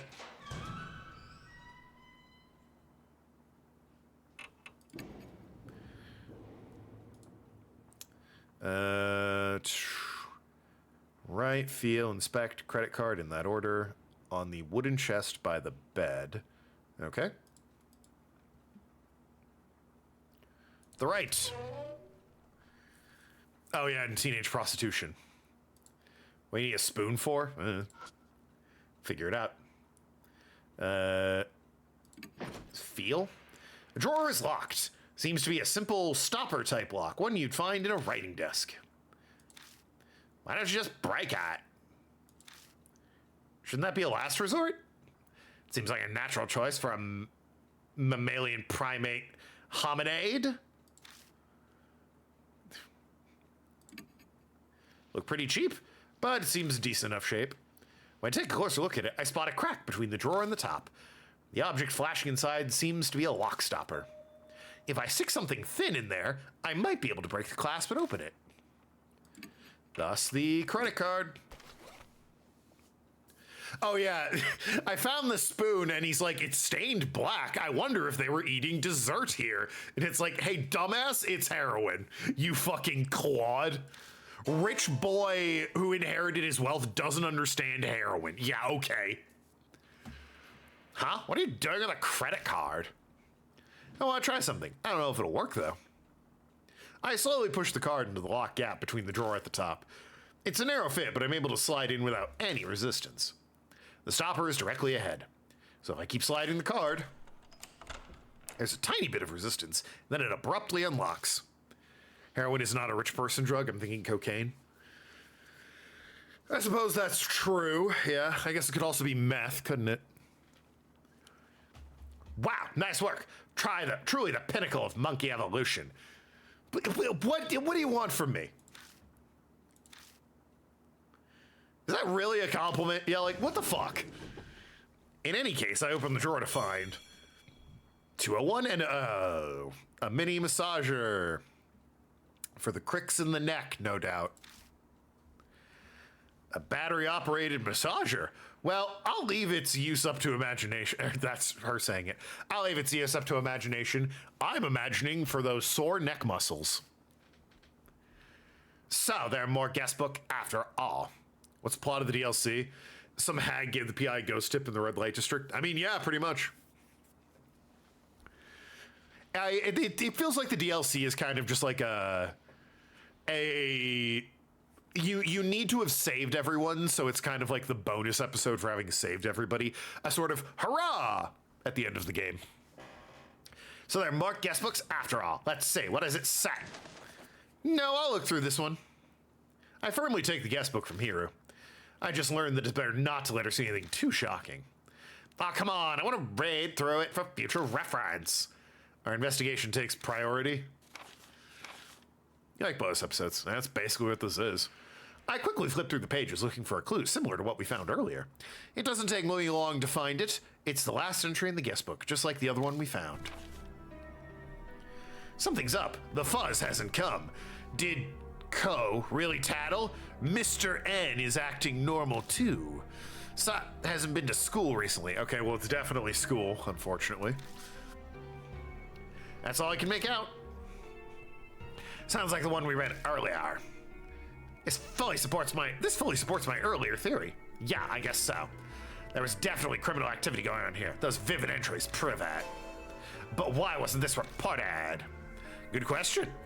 This entry makes it sound like she was being blackmailed or being backed into a corner. Don't know where I got blackmail from. Someone was plainly threatening to tattle, and it was someone they knew too. They wouldn't be this shaken otherwise. And supposedly this person reported it to Teach too. This entry says in the end, the fuzz, aka the police, never came. We can't come to a conclusion just yet. All we can do is speculate. Oh my god, what was that? Actually, down twice and go up. Okay. Just looking at what I do next. Both freeze for a moment. All is silent. Was there a noise from above just now? Yeah. Someone might be above us. On the third floor. No one was around when we were there earlier. Should we go see? I silently nod.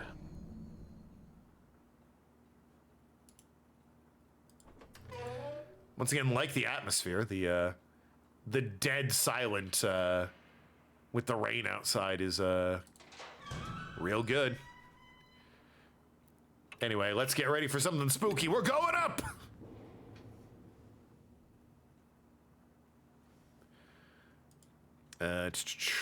One, oh wow.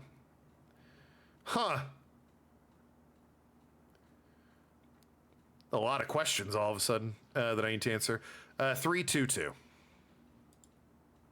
The instant I step foot on the third floor, I suddenly get a chill and stop in my tracks.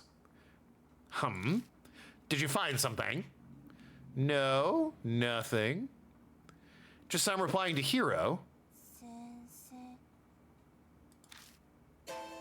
I hear a voice from behind me. I quickly turn around and shine my flashlight. It's... all that's there is a door for emergency stairs where we just came from. There's no one there. What's wrong? Did you not hear that voice? A girl's... Meldor screeches like a scream and... oh, cool. Cool. Right, so... she's in a schoolgirl uniform. I think we can all figure out what's happened immediately. Why this spirit is haunting this place. Suddenly, a girl in a solid red raincoat is standing in front of us. There she is, Chase. Wait, she's human. The ghost story wasn't a lie. Hiro, shh. Be quiet, I can hear something. Huh? A slithering whisper of a voice sneaks up to me. It's the voice of the girl in the raincoat. I'm so happy. I knew it. I'm so glad I trusted you, sir. Well, fucking no. Sir? Hiro gives me an odd look from beside my muttering. It seems she can't hear the voice at all. I knew it. She's spooky. Yeah, it's weird. She sounds like Mr. Hanky from South Park. I knew you'd come, but sir. Who is that woman? The echoey voice is like ice. But strangely enough, I don't feel hatred in it. Just sadness, regret, and a quiet plea. I'm gonna make sure. Make sure? Make sure of what? The logical side of me warns me not to get pulled in. The raincoat flutters in the stagnant air. Sound like 8 Crazy Nights Sandler? Do I? Oh, his granddad or whatever. The old man, sure. Sir, do you come to places like this very often? You naughty boy. Calm down. That's right, sir. I'm someone she respects. If I were someone she respects, how would I reply? I think it was 332. I come with my wife. For some reason, that's the answer. Hell yeah, man and woman. Love hotel. Let's go. Love it.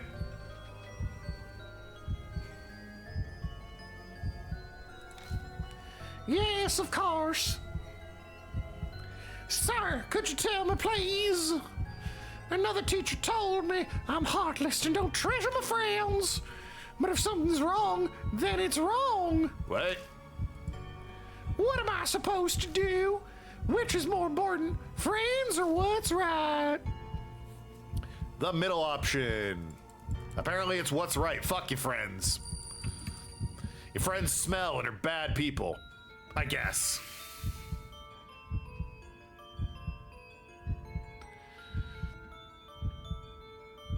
Tell me one more thing, please.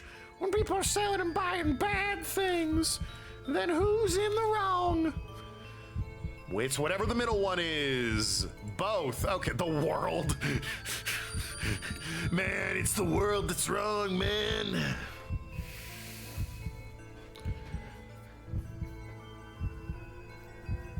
I mean, I guess both, sure. I feel like the buyer's a little more wrong, right?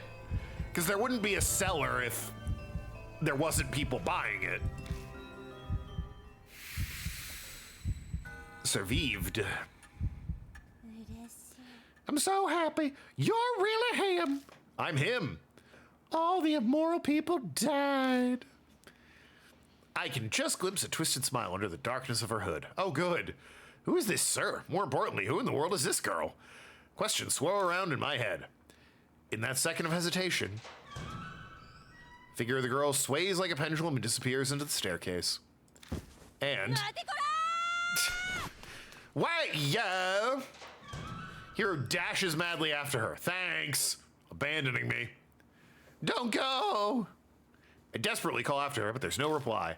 Her footsteps echo sharply up the stairs. Shit! I better follow her. New info. Do I want to follow her? Move up, then go up, and then left. Okay. And then 313. Easy, easy, easy, easy. 313. Go up. I climb the stairs and exit out into the hallway. That's odd. I went up to the 4th floor from the 3rd, yet it looks like I'm back on the 3rd floor. Impossible. I must have been flustered and made a wrong turn or something. I shine the flashlight at the door at the floor number plaque. No way. No, it's just some kind of misunderstanding. It has to be. Maybe it's like that thing in the US where we don't have a floor 13 and it's just, they don't have a floor 4. They just have 2 3s. I try and reassure myself as I climb the stairs another time, but maybe they have 3 3s just for a funny joke. Sure enough, I come out on the 3rd floor again. Impossible! This time I'm sure oh my god. I'm trapped in Super Mario 64! Bowser, you bastard, in your infinite staircase! I made absolutely sure I was headed to the 4th floor from the 3rd floor, and yet, this is obviously the 3rd floor. If I'm not hallucinating and this is real, there are 2 possibilities. One is that all the floors above the 3rd floor are intentionally made to look like the 3rd floor. That would be weird. The other is that some mysterious power is stopping people from going to the 4th floor. Imagine it's the first one. Just like, oh, it's just kind of a weird thing they did here. But Hero definitely ran upstairs from the 3rd floor. If she got caught in the same phenomenon that's affecting me, is it possible Hero is also still on the 3rd floor? That is a thing in Japan. The character 4 can be death, so it's superstition regarding it. Yeah, I know. That's why I said it. That's why I was like, maybe they skipped 4 by having 2 3s. And then he went up again and the theory kind of fell apart. Sometimes I know things, okay, chat? Not everything I say is complete insanity that occasionally is correct. I do know some things. If it's impossible to get to the 4th floor, Hero could still be on this one. It'd say right or left? Left, okay. And then 313. Rarely. I didn't say how common it was. I said sometimes I know things. Huh. Well, this place has seen better days. I can see the cobwebs from here. I don't even need the flashlight. I step inside the guest room. Something's not right in here. Are these spider webs? When I entered just a little while ago with Hero, these weren't here at all. Did I come in here? I don't think I came into this room. I went to the one downstairs. It's hard to believe, but this room is covered in spider webs now. I hear the bathroom door open. Hey, Hero! So this is where you were. Hey, Hero, are you listening to me? She's acting strangely. Concerned, I move closer when she suddenly starts taking off her clothes. Oh. God forbid someone else didn't know and now they do. All right. Just because Ron Flex needed it explained to him. Besides, he can't read anyway, so he can't. He's looking at you. He's looking at the chat. Man can't read, though, so. Hey. Then. Wow. Okay. That's terrifying. And unnecessary. She looks at me, is that seductively? From the top of the bed covered in spider webs. I was waiting for you. I've been waiting for you for so long. Thought he was supposed to supervise us. That's only when I'm playing Nintendo DS games. I'm distracted with all the other screens, so he's got to watch you guys. What are you doing? Every word from her lips drips honey. Does it? She's clearly possessed. In contrast, my voice only gets shriller. Oh, canon. This is so not like her at all. Is this really the same Hero? Honk. What is her shirt, like a Mary Poppins bag? Oh, peh. Fair enough. Hero gracefully slides over the bed and beckons me suggestively. I don't believe she could do anything gracefully and suggestively. What are you trying to say? Do you understand the situation we're in? What does that matter? You're here, I'm here. Isn't that enough? Also, why is she wearing her fancy underwear to an investigation? Probably because, well, I'm gonna assume this isn't real. Is she being possessed? And I don't know, maybe she's a freak like that. Maybe she had a hookup after this investigation. Her pale thigh glow on the bedsheet as he poses seductively. Well, it's not this pose, whatever this is. She almost looks like a spider preparing to strike her prey. Ah, yes, the most seductive of poses.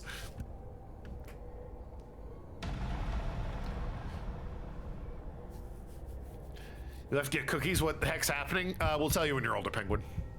We're all alone. Don't hold back. Take a good look. The red raincoat flashes before my eyes. Does it? Could it be Hero is acting like this because is she continuing the questions from earlier? In that case, a clue would be. Remember, what did she say before?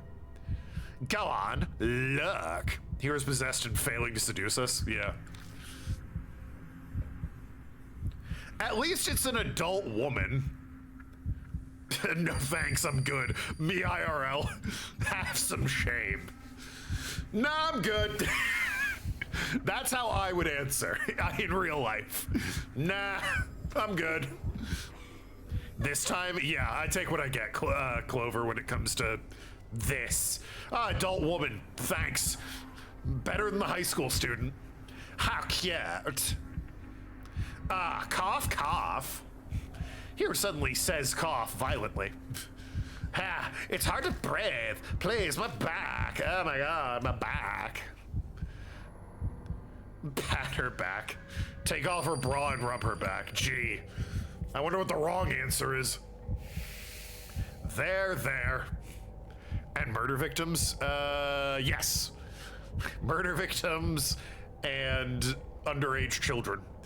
The instant I touch her, her coughing stops. That feels good, but I know. Hero suddenly lowers her voice. I tried hard during college and work not to lose to men, but I'm all alone in the end. No one will ever look my way. I'm sure you're not interested in someone like mine either, honk. Whatever the third option is, I depend on you. What the fuck? I like mature woman. Oh, so you're saying she's not mature?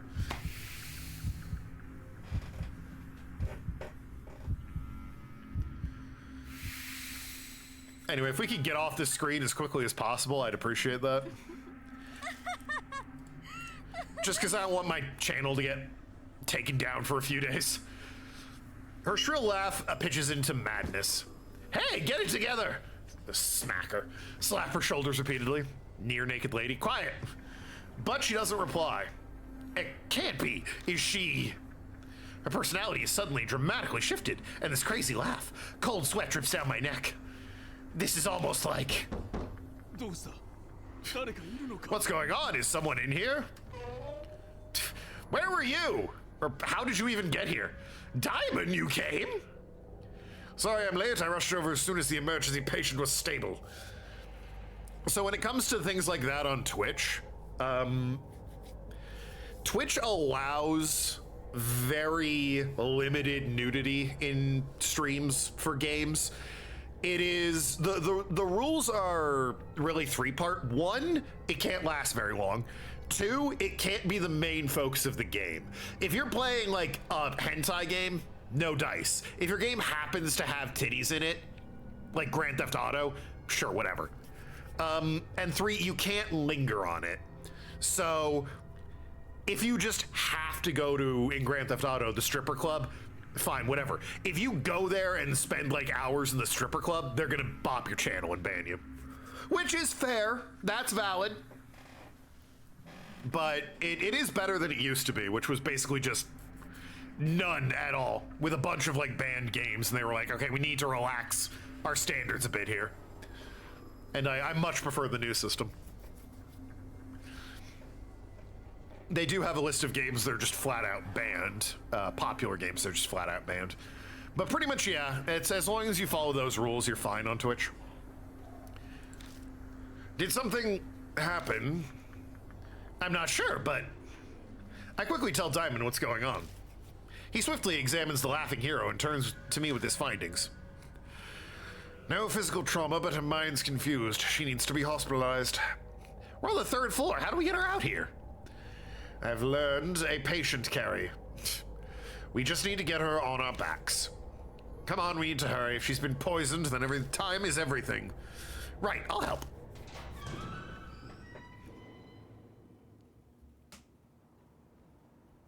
Should we, like, put clothes on her or a blanket or something? It was bizarre and horrible night. In the end, Hero kept cackling as we carried her out of the hotel. We put her in an ambulance and Diamond rode with her to the hospital. I didn't, because I'm a dick. A siren blasts through the night. Exhaustion bears down on me and I find I need to sit down. When I came back to my senses and look up... Mashida? Oh. The rain had already stopped. God, why does my nose itch so much? The moment I get back to the mansion, I collapse on the sofa. Gah. Fury rises within me without an outlet. Why? Why is this happening again? I'm sure I sealed Mary. Well, there's no bite marks. Oh, it's the cocaine? Yeah. Stupid question. Should have known better. Like, this is a different spirit, hunk. Like, there's no bite mark. It's not causing amnesia. Why? Why again? The image of Hero earlier fixes in my mind. I have to do something. Something. Her shrill laugh echoes in my ear. Use talk to continue the next day. All right, that is part one. there is a part 2 and a part 3. So, moving on to part 2. I'd like to be able to finish this today, but unless I focus up and pay attention and there's a lot less bumming around and it's more just moving about, I don't know if I will. Which means I'll probably do a little bit of this Friday and then spin the wheel and figure something out. Well, spin the wheel today. Whatever, I'll figure it out.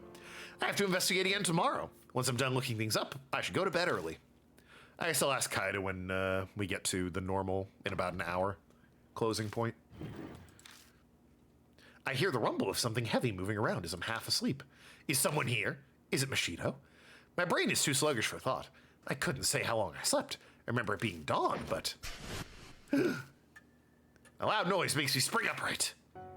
Oh, for fuck's sakes, what are you doing here?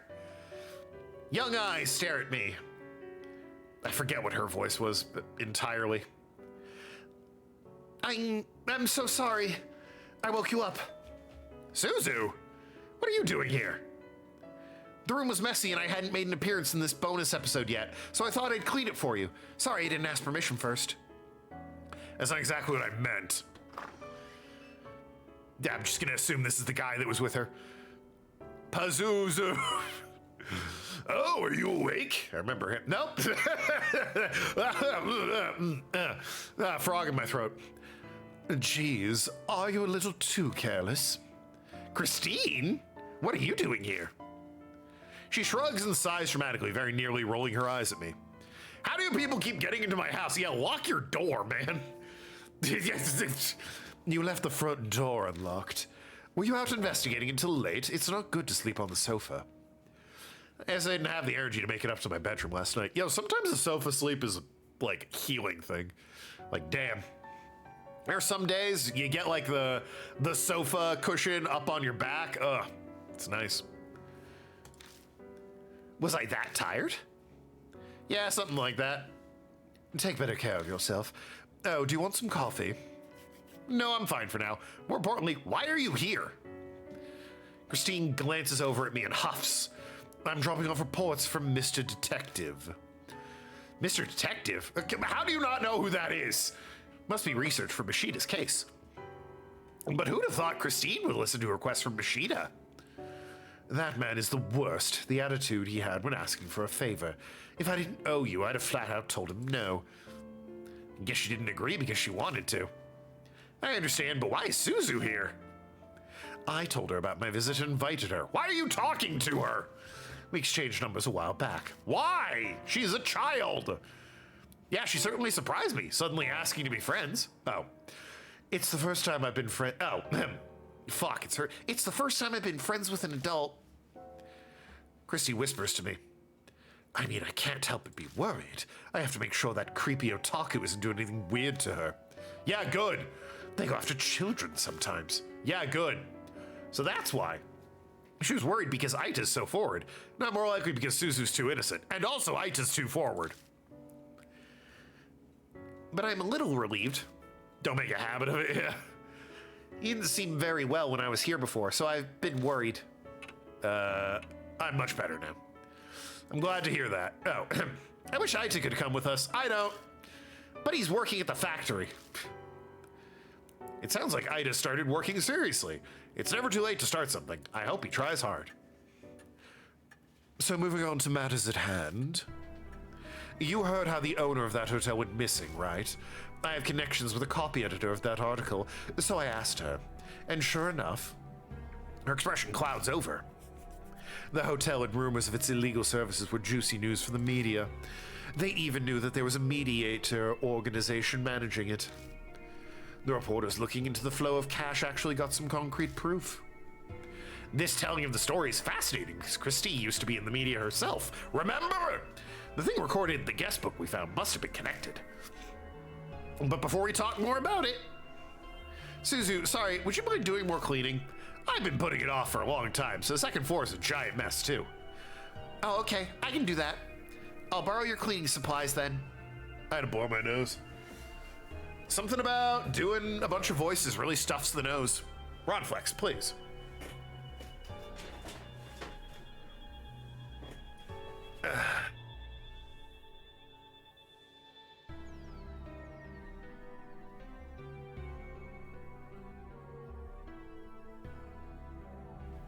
Anyway, Suzu skips up the stairs. Christine seems to immediately catch on. Not exactly a topic for kids' ears, I'm sorry, I didn't realize. No, it really is messy up there. Stop doing cocaine in the back, I'm suffering. No, I turned my chair and it smacked him and it seemed like he was moving. Ronflex doesn't do cocaine, he's purely a marijuana guy. Anyway, tell me more. Yes, the media at the time should have been pursuing the heart of the matter, but it's like this case was hotly reported on. The media caught wind of a story, so the police should have been briefed on it as well. And yet what took place is masquerade is shrouded in darkness. Another typo! Nurse! It seems something's behind all this.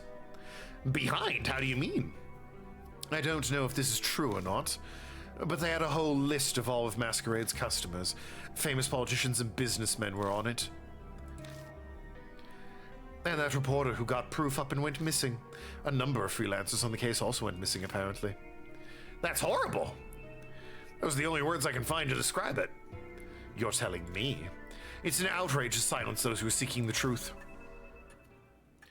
It's bad, but at least it'd be a little better if it was the work of regular humans. The work of regular humans? What do you mean by that? Exactly what it sounds like. Foreigners. The truth is, I tell Christy about what happened yesterday, what we found in the hotel, and what happened to Hiro.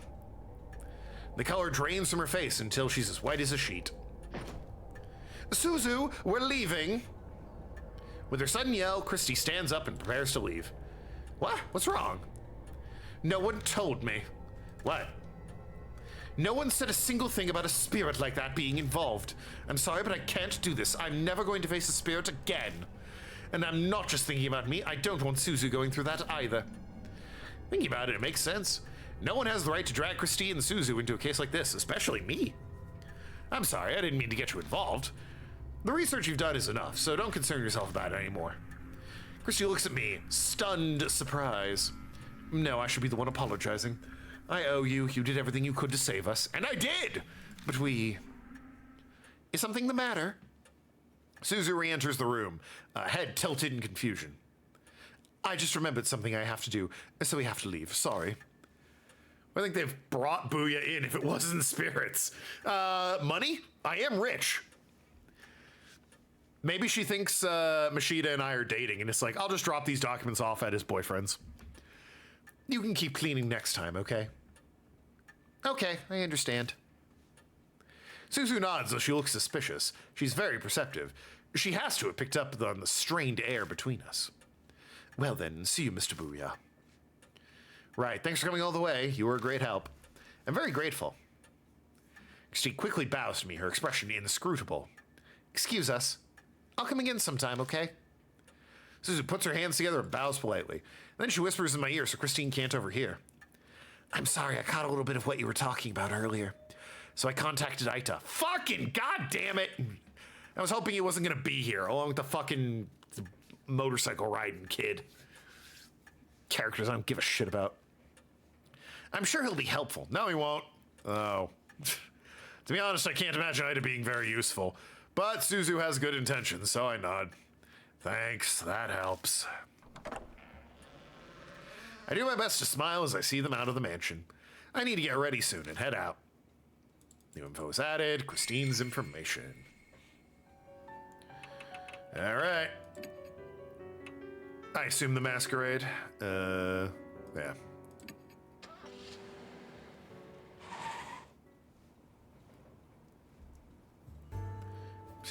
I didn't think it would go for 2 days straight, but it's sprinkling again tonight. Gotta set the mood for the investigation, huh? Mother Nature is just taunting me. As the time comes to get the search started, 2 figures finally appear. So you not lock your doors? Apparently not. Hey, right on time. Did you get any sleep? Diamond looks exhausted, probably as a result of everything that happened last night. Hello. washing up For- Honestly forgot about you. Howdy, it's my turn today. Do this, we shall. Apparently I'm Yoda. Banshee.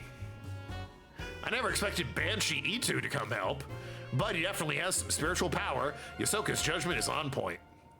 But more importantly, how is Hiru doing? She's stable, showing no adverse symptoms, but she hasn't regained consciousness and she's exhausted a lot of energy. Even being optimistic, it isn't good. At this rate, her life could be in danger. Is that so? I was prepared for bad news, but the situation sounds exceedingly dire laid out like that. The problem is we don't know the cause. We suspect poison, but without knowing what kind, there's nothing we can do. What's worse is we can't find a puncture wound from an injection point. You can't give her serum? Isn't that what you normally give patients when there's poison? Damon looks exasperated, or rather frustrated, as he shakes his head. So just try random antitoxins. Sure, if you want to get her killed, go ahead. Even if we could get our hands on the poison, it'd take time to create the serum. We'd be too late. So there's nothing we can do. If we just had some kind of clue. I look up at the hotel, basked in a sea of neon. There isn't much hope, but we cannot despair either. Oh, that's right. Just so you know. Diamond looks over at me. There was no mark on Hiru's body. I see. Which means the nightmare isn't starting again. I sigh in relief, the frozen chunk of fear in my chest melting away. I did some investigating on that myself, actually. Went to the warehouse last night. And what did you find? Nothing had changed. The Polonia box was still sealed. Is that right? Well, that's good. That's the first good news I've heard in a while. Come on, you two! How long are you gonna stand around chit-chatting? Let's get going already! Right, sorry for making you wait. This is everyone for today, right? I hesitate for a second as Ida comes to mind, but this is all of us. Let's get started. Good, time to get a move on! He's so energetic, it's more worrying than reassuring. Why is Banshee this fired up? Just an FYI, old man, this place may be abandoned, but stealing is a crime. An ex-detective gave us the request. If you do anything illegal... How dare you? I don't go around stealing things. I'm helping out of the goodness of my heart. Anyway, who cares about that? Let's get to searching. Sounds like Diamond hit the bullseye. Banshee rushes ahead to the hotel as if he's trying to get away. As troublesome as ever.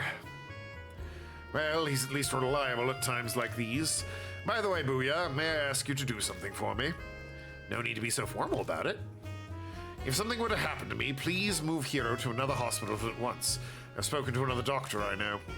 Okay. Then if I start acting strangely, I'll leave myself in your hands, Diamond. Yes, of course. And what will we do if we both are done in? Good question. Guess it'll be up to the grumpy detective. Right, let's have him take care of it. Come on, we can't let that guy wander alone. All right. Lobby, pick any option. Move right and second floor. Then left into room 202. Okay. Wow, it's still all fancy in here.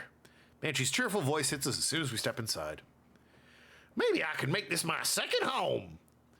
Oh, what's this glass case about? Talking to himself, he starts rummaging around. I already warned you once, old man. We're not here to play. I don't think Banshee's listening. As Banshee putters around by himself, he reminds me of what happened to Hiro yesterday. We should stick together as much as possible. It's dangerous to go alone. Yeah, you're right. Old man, are you listening? I have ears. He hears us all right, but clearly won't listen. Good grief. So, Booyah, you searched up to the 3rd floor yesterday, which means we should look through the 4th floor and above today. Yeah, that's right, but is there a problem with that plan? And we went up the stairs to the 4th floor. We just ended up back on the 3rd floor again. I'll tell him about the mysterious phenomena we encountered yesterday. Are you sure it wasn't just... you weren't just confused? Yeah, I'm pretty sure it was real. Then we're in trouble. Is there no other way to get to the 4th floor? What are you talking about? There's a way right over there. Easy. Banshee unexpectedly butts in. What do you mean? That thing right there, see? Do you bumpkins not know what an elevator is? Damon lets out an irritated groan. Old man, you know elevators need electricity to work, don't you? Do you think this hotel has any power? If there isn't any, all you have to do is make it so there is. There's devices that control electricity. I should know. I'm an expert. Oh, really? Is that so? Damon sighs. I think he's lost the will to argue. Guess I'll just have to find the device thing myself then. He heads off after I told him not to wander away from the others. See, I just said don't split up. I just asked you to not go off by yourself. Banshee, I'm begging you, stay. I don't get to finish my sentence. A splitting pain pierces my head and fall to my knees. Ah! Booyah! What's wrong? My head died suddenly. Do you have chronic migraines? Do you have any medicine with you? What are you, Clover? No, I don't think that's it. My head is just throbbing. A pulsing headache. If you don't have any medicine, then icing is best. I'll go buy something from the vending machine. Sit here until I come back. We just said, do not try to stand. You could fall over. I sink to the floor, unable to even reply. I guess if I'm just hanging out in the lobby, it's fine. For a long, Damon returns with a cold bottle of water, but strangely, my headache completely vanishes while he was gone. It's hard to believe a pain that intense would disappear so easily, but it did. Damon doesn't seem particularly surprised when I tell him. No, it's not that hard. After all, we haven't clarified what caused the headache in the first place. I'm sure it's exhaustion. You didn't sleep much yesterday, did you? That's true. I can't exactly say I got much rest. When you're under continuous stress, it's possible to get sudden headaches. Once you get home, you should take a bath or something and relax. Okay, I'll try that. All of that's common sense, but it carries weight coming from Doctor. By the way, Damon looks around puzzled. Where's old man Banshee? Huh? I whip my head around searching, but Banshee's nowhere to be found.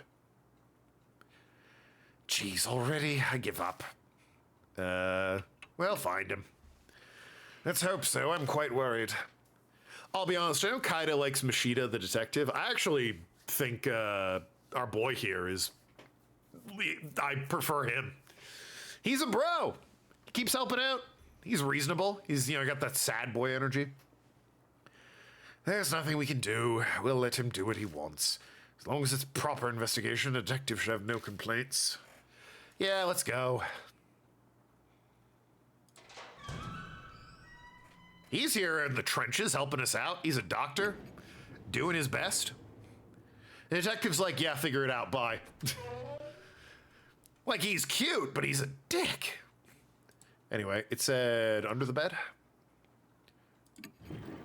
I tried pulling on it, but it doesn't budge. I'll have to lift the bed up a little more if I want to get it out. What do you think? Can you lift this? Well, I can at least hold it up. I'll just have to give it a try. Make sure you don't hurt your back. 1, 2, 3. You both lift the bed up together. I manage to drag the object out with my foot. I've got it. We can put it down now. Phew, I worked up a sweat. What did you find? Contraceptive. Cool.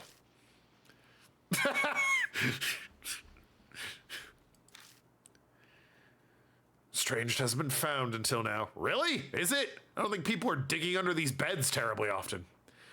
Well, at least it hasn't been used.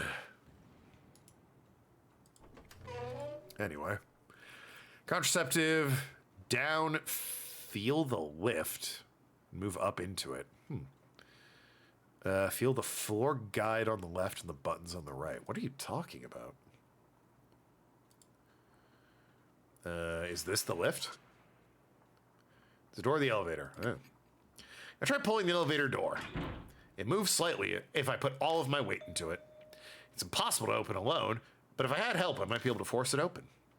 Want to give it a try? Lend a hand. All right, I'll show you what I'm capable of now that I've gotten healthier. On my count, 1, 2. We muster all our strength and try 2 or 3 times to force the doors open. Then, whoa! There's a sound of something snapping and the door suddenly slides open. Did we break it? Maybe. It's probably still okay. But now we can search inside the elevator. Let's go on it. In a horror game, that can only be a good thing. Manually opening the door with my hands and stepping in really feels weird. And then we shut it again for some reason. Damon conscientiously closes the door once he comes inside. Doesn't leaving an elevator door open concern you? True. I guess it was just a habit I didn't think about. Still. Are those spider webs on the ceiling? Oh, great. Yeah, looks like it. An enclosed area like this would be a good place to spin a web. Now then, where should we check first? The floor guide on the left and the buttons on the right. Okay. Ugh. It's a hotel floor guide. Apparently there's 6 floors, baby. Probably the roof, though. List room numbers on the 1st floor to the 6th. The VIP room's on the 6th floor. Ah. It's the only one with a different color. Well, that's odd. It has buttons for the 1st floor to the 5th. Going by how it looks from the outside, it doesn't seem to be broken. Wait, does it mirror something off? It is indeed odd. The buttons only go up to the 5th floor. And yet... the floor guide says there's a 6th floor. That is quite concerning. Maybe you can only get to the 6th floor by using the stairs? I don't think so. It says the 6th floor has the deluxe suite. I've never heard of a VIP room you can only get by using the stairs. That's a good point. They wouldn't make their guest of honor use the stairs. But then, what does the discrepancy mean? Maybe you need a special key to get to the floor 6? I suddenly remember how Banshee was fixated on the elevator. Like he somehow knew it held a secret all along. In the end, we'll just have to try to get it moving. Huh? Get what moving? This elevator, like what Banshee was saying. Diamond stares at me, his face a mask of utter disbelief. You know Banshee has mysterious powers. Maybe we just need to bet on them. Does he? Does he have powers? I don't think he does. Was that ever established? He's just an old guy who lived in a bunker. His idea has a huge hole in it. The problem is how we go about getting it to move. I don't have the slightest idea. I see now. I thought he was going to get irritated with me, but Damon thinks about something else for a while. Then he slowly starts talking. Booyah, to be honest, I've been giving it a lot of thought since then. A lot of thought to what?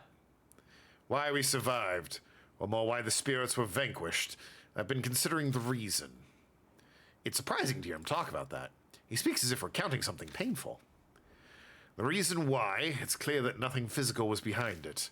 I get the feeling they were vanquished for a more meaningful reason. What are you talking about? Otherwise, that soldier wouldn't have crumpled from just one hit with a chisel. Which leads me to one answer.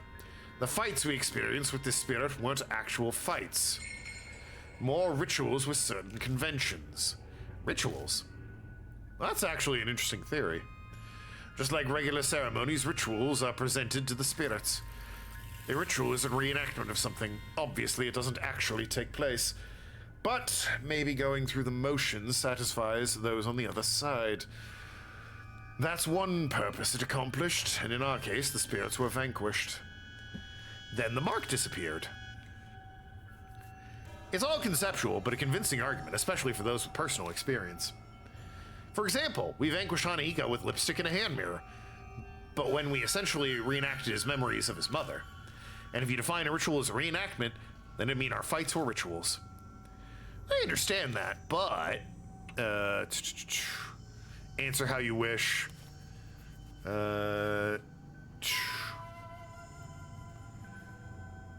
Inspect it to... okay. Going up a floor after this. How does that relate? What about the elevator? Does this require ritual too? That was my point. We must fix the elevator, that much is clear. But perhaps we only need a ritual. In other words, go through the motions. So he's saying we need to perform some kind of ritual to get... excuse me, the elevator's moving. It's almost like playing house. This isn't playtime. Rituals are serious. No adult will get excited over a groundbreaking ceremony. Ah, true. If this is the work of being caught up in some delusion like the spirits, a ritual might make something happen. The investigation was entrusted to you, therefore I leave the decision to you. Info is added. Repairing ritual, rather.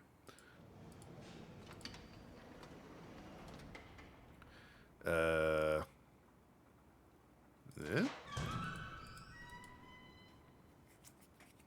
Good stuff. Up we go. Let's say the right or the left. Right, okay. Return to the third floor. This is interesting. Oh, Banshee is there. He's appreciating a painting on the wall and mumbling something. What's so interesting about the painting? What are you doing? You aren't planning to steal that, are you? Ha! Even I can tell this painting ain't worth a dime. I was just giving it a good look-see. These paintings seem to have a specific order to view them. See ya. I'm gonna look elsewhere. Banshee spears towards the stairs. Oh well. Open the door to ask your room and walk inside. Ugh. What is this place? This place sucks. There's a door leading to the bathroom, but it won't open, so it must be broken. I put my hand on the door and try pulling. But it doesn't move at all. I see. Try opening it while pushing from the other direction. Which direction is that? One not involved with opening or closing, so from the side. Try pulling the frame again, and I'll try out my idea. When I pull it out again, as I'm told, Damon puts his hand in the other side of the knob and leans his weight towards the hinge. Then, the door, which had stubbornly refused to open, now abruptly pops open. Wow, it actually opened. Just a little life wisdom. I live in an old traditional house and deal with my fair share of troublesome doors. Makes sense, you never know what's gonna come in handy. There might be something inside. After all, this guest room seems different. Yeah, we should be careful.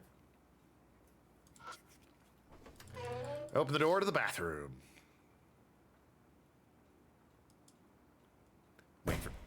That's what I was waiting for. It was like something spooky's in the shower. That's a much better, oh, there's no mirror, scare than the ghosts that disappear, having something appear like that. I was waiting for them to do that all game, and now the DLC does it. It's like, it took you long enough. Feel the shelf and the bloody glass partition.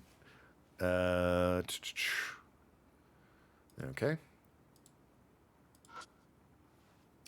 Shelf on the wall. It's lined with hairdressing products, cologne, and lotion. Some of the bottles still have a bit of liquid left, but most are empty. Feel it then. I check through the bottles on the shelf. I find a tube that still has something left inside. Maybe toothpaste? I'll look at the label. Vaseline. For my teeth. White petroleum, huh? White petroleum, and it uses lubricant and moisturizes. Might come in handy. There's a bathroom section with glass. It's a rather extravagant bathtub. I step inside and dig around in the bathtub. Huh? I immediately notice a large object that looks like a small log. What's this? Just a fat turd. I stare at it until I realize what it is. A wooden horse head. Oh. Damon seems shocked. It might be a little late to be saying this, but you really are impressive, Booyah. Why? Anyway.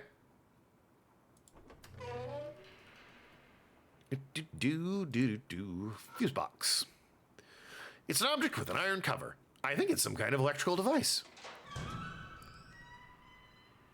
I open the cover and peek inside. I don't know what the actual name for it is. It's a fuse box. But I find a device that looks like a circuit board.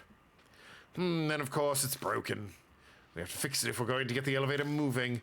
Just like the old man said, it normally doesn't move without electricity. Of course, we don't have to actually fix it, as long as we can get it moving. Only be performing or repairing a ritual. That's all we can do. By the way, Booyah, Damon's face pales further as he groans.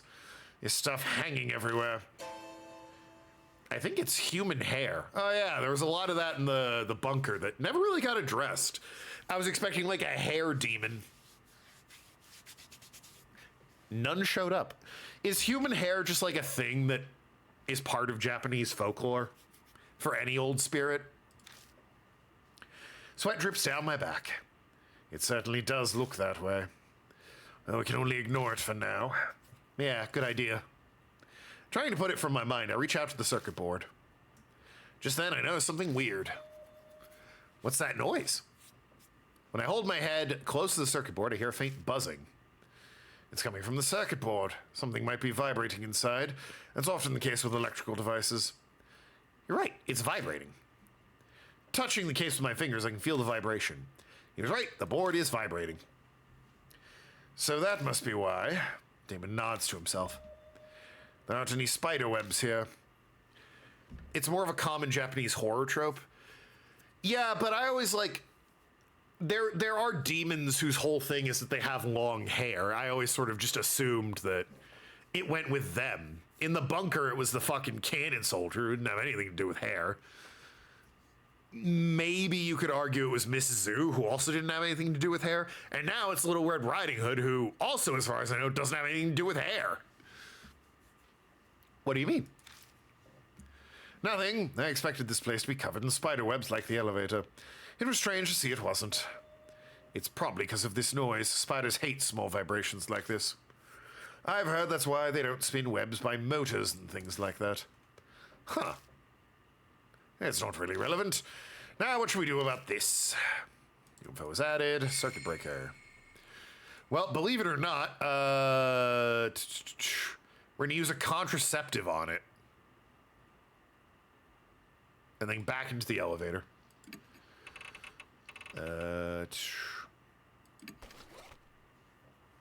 There's yokai that is a hair-based demon, but hair where hair shouldn't be is a sign of a haunting in Japan. I wonder why that is. I take out the contraceptive. This isn't its original purpose. Oh, gee, you think? But it's still rubber. If I stretch it out, it should work like a rubber band. Aren't they silicone? I stretch the contraceptive with both hands and hook it on the switch. I guess some can be rubber, right? It takes more than I expected. I managed to connect the ends and fix the switch in place. Huh, they're pretty imaginative. I used the contraceptive to repair the circuit breaker.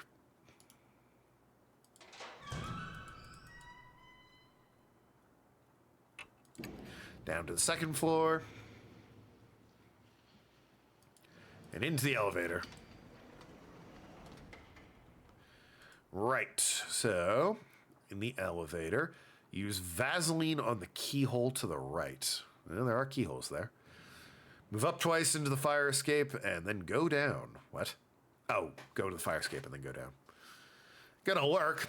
Like she's been chatting this whole time. I guess. Yeah, there you go. Small keyhole above the operating. Vaseline.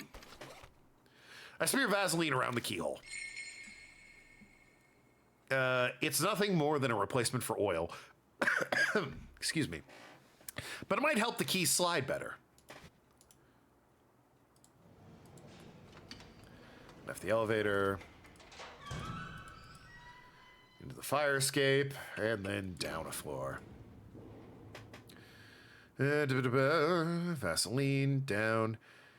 Inspect the panel on the far left, to the left of the lift, and use the spoon. Panel on the far left, to the left of the lift. We gonna be in a lift? Or do we go to the elevator now that we're here? Door to the elevator. Oh, this panel, I see. More hair. Damaged circuit breaker. Spoon! Quick search could tell you it's because female ghosts are almost always depicted with their hair loose, so hair has become synonymous with ghosts. I see. Just sort of happened that way. I take out the spoon and place it on a bar. Metal conducts electricity, right? This is... I see, the electricity will be able to pass through that. Yeah, I'm not sure it'll actually work, though. Might be enough for what we're trying to accomplish, though. I force the spoon behind the copper bar, and it sticks in place rather nicely. I use the spoon to repair the circuit breaker, sort of. Move right into the fire escape, move up to the elevator, and use the emergency keyring on the keyhole. I think I'm gonna have to finish this today because I'm already almost at part 3. Although there's a lot of shit for part 3. I think it's gonna be a long stream and I have to finish this today. So quit yapping and get to crapping.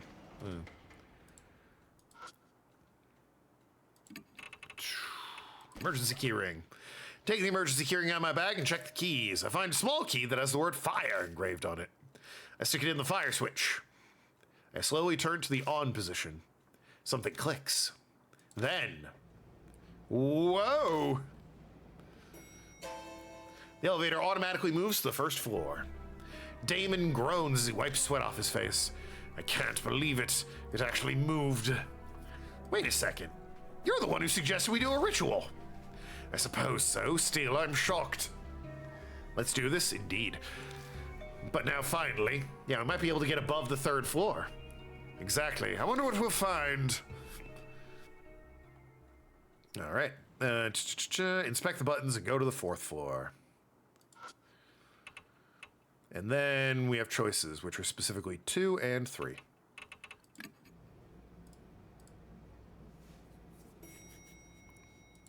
Elevator stopped at the 4th floor. Looks like you managed to make it up here. Yeah, let's go.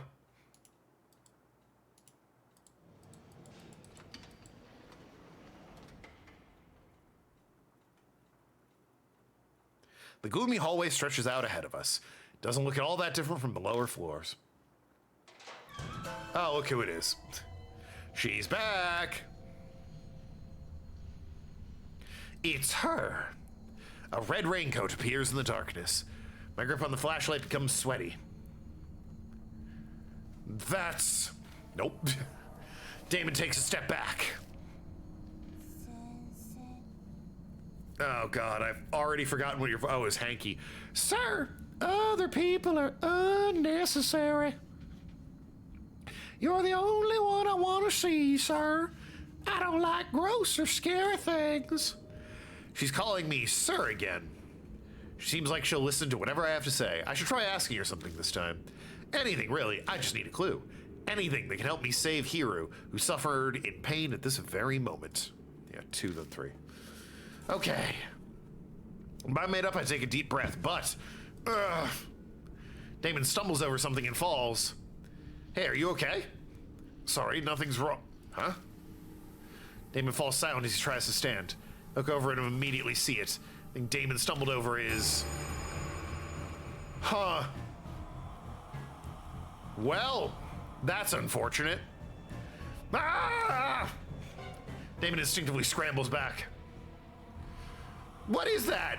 I mean, take a look at it. Something that looks like a giant cocoon is sticking to the floor. I can see a scarf and a hat entangled in the glittering thread. They look familiar. No, it can't be. Banshee? Old man, you're kidding. Banshee, can you hear me? Please say something. Well, he's alive. I hear a muffled voice from the cocoon. He's alive. Oh, God. Spiders. I quickly move to shoo them away, but I see a red figure out of the corner of my eye. Oh, God, you're close. Ah! Ew! Ow! Damon's so panicked he's unintelligible, but I don't know what he's trying to say. Escaping to the elevator is our only chance. Go, go! Together we rip Banshee up off the floor. Carrying him like a log, we stumble into the elevator. We fall into the elevator and I repeatedly slam buttons for the first floor. Banshee, can you hear me? Say something! Damon tries to give Banshee medical treatment. Damn it, he's no longer responding. His body's going rigid. As Damon focuses on helping Banshee, I see something black squirming by his shoulder. Damon! Ugh. Huh? Ah! I blink and suddenly the entire elevator is filled with wriggling shadows. They come out one after another. Well, that's unfortunate.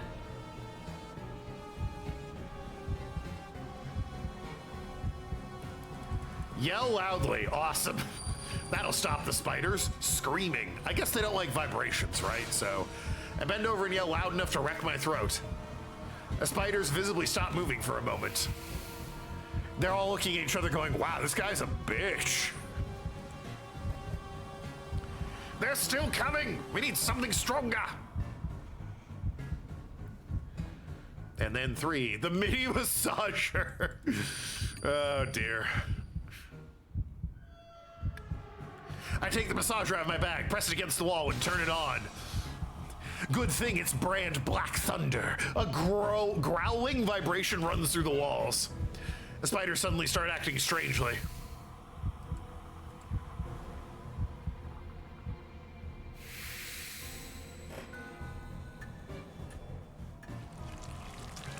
The creatures vanish instantly as if they'd only been a mirage.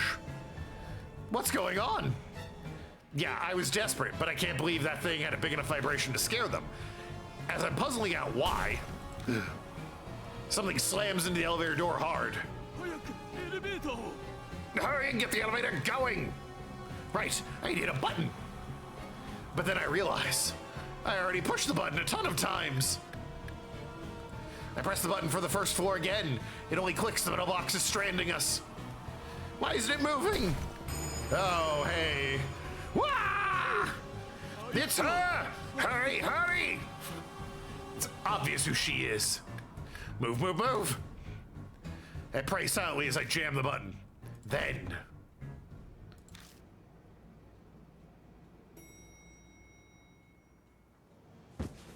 we stumble out of the elevator without checking to see where we've stopped.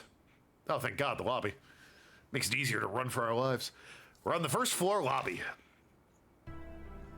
Did we escape? Yeah. For whatever reason, the elevator decided to move at the very last second. I doubt my praying actually worked, but I'm not sure what happened, but I think we're safe. I breathe a sigh of relief, and a figure appears in the gloom. Oh, whoa, why are you guys here? Aita! You're both covered in sweat. Did something happen? Of course something... Wait, Ida, did you call the elevator down here? What? Yeah, I mean, it looked like it worked, so did I do something wrong? Ed holds himself back timidly. It sounds like he thinks I'm mad at him. I think all the characters are going to show up or at least be mentioned. Like the idol was on the phone call, or they've talked to the fortune teller a lot. The only one who hasn't shown up is the guy who rides the bike, I think. Diamond silently steps up to him, then suddenly gives him a hug. Thank you, Aita. Well done. If you hadn't been here, we would have... True, he couldn't ask for better timing. I can't be more grateful than Suzu contacted Ida. What's most important right now? Oh, that's right. He needs emergency treatment. That happens a lot, it seems. Come help me with him, Aita. Okay. A completely clueless Ida helps us drag the white lump out of the elevator. What is this creepy thing? I hesitate for a moment before I reply, but he should know. Banshee E2, the man from the underground shelter. What? Whoa! Idiot! Don't drop him! This is not a hospital. I don't get back to Cujo Mansion until almost midnight. My exhausted, you should really put those candles out when you're not home. This guy doesn't even lock the door. Why do I think he'd be smart enough to put candles out? My exhausted body groans in pain as I collapse onto the sofa. Head feels heavy like it's in a fog. To top it off, things are worse than yesterday. Banshee was sent to Diamond's hospital and immediately admitted. He's no longer conscious, and an untrained eye would say he's just sleeping, but he's actually fallen into a deep coma. His condition is very serious. To be honest, I wanted to go along and do something to help, but Diamond chased me out of the hospital. He said I'm overworked and sleep deprived. Ida stayed behind at least. Not that he's replacing me, but it's good he's there. I'm frustrated with myself for thinking he'd be useless. I mean, he pretty much was. He hit a button. Once everything is over, I definitely needed to thank Suzu. Literally a trained monkey could have done what he did. Hell, an untrained monkey could have done what he did. First Hero and now Banshee. At this rate, even if I keep investigating and I don't find any clues, thinking about it makes my stomach hurt. Those two might never recover, and that's just assuming their conditions stabilize. If it gets worse, something even more terrible could happen. I put my head in my hands and sigh. The red raincoat flashes in the darkness. What should I do? How do I? I have to keep investigating tomorrow. Once I finish looking through the documents, I should head straight to bed. Oh well. Rest for today. You do have an early end rest. All right. Last part. Early morning.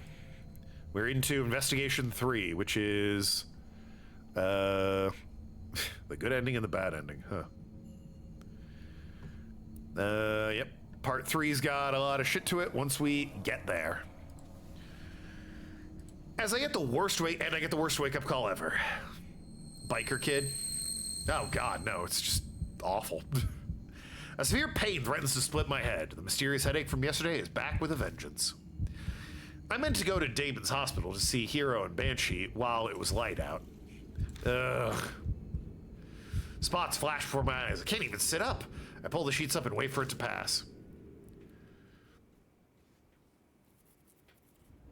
Sounds like a classic migraine, my guy. I'm only just able to move this time, by the time the sun is setting. Thunder rumbles in the distance. Sounds like rain again. Ugh. Rainy season. Great. I press my fingers to my temple to check. The whirlwind of pain has once again disappeared without a trace. I sigh. Now who's broken into my home? Machida calls as I'm making coffee in the kitchen. Says he'll come along for tonight's investigation. He must have finally wrapped up his other cases. He mentioned he dropped by the hospital in between cases to see Hero and Banshee. Seems they went berserk and they awoke and are now restrained. They refuse to eat. Lying on IVs won't work forever. I didn't expect the report to be good, but this is a critical point in the case. Before he hangs up, Machida utters a warning. Then this is the 11th hour. Machida doesn't offer a reply. The red light outside the rain-soaked window is like a hazy, wilting flower. It's time to head out.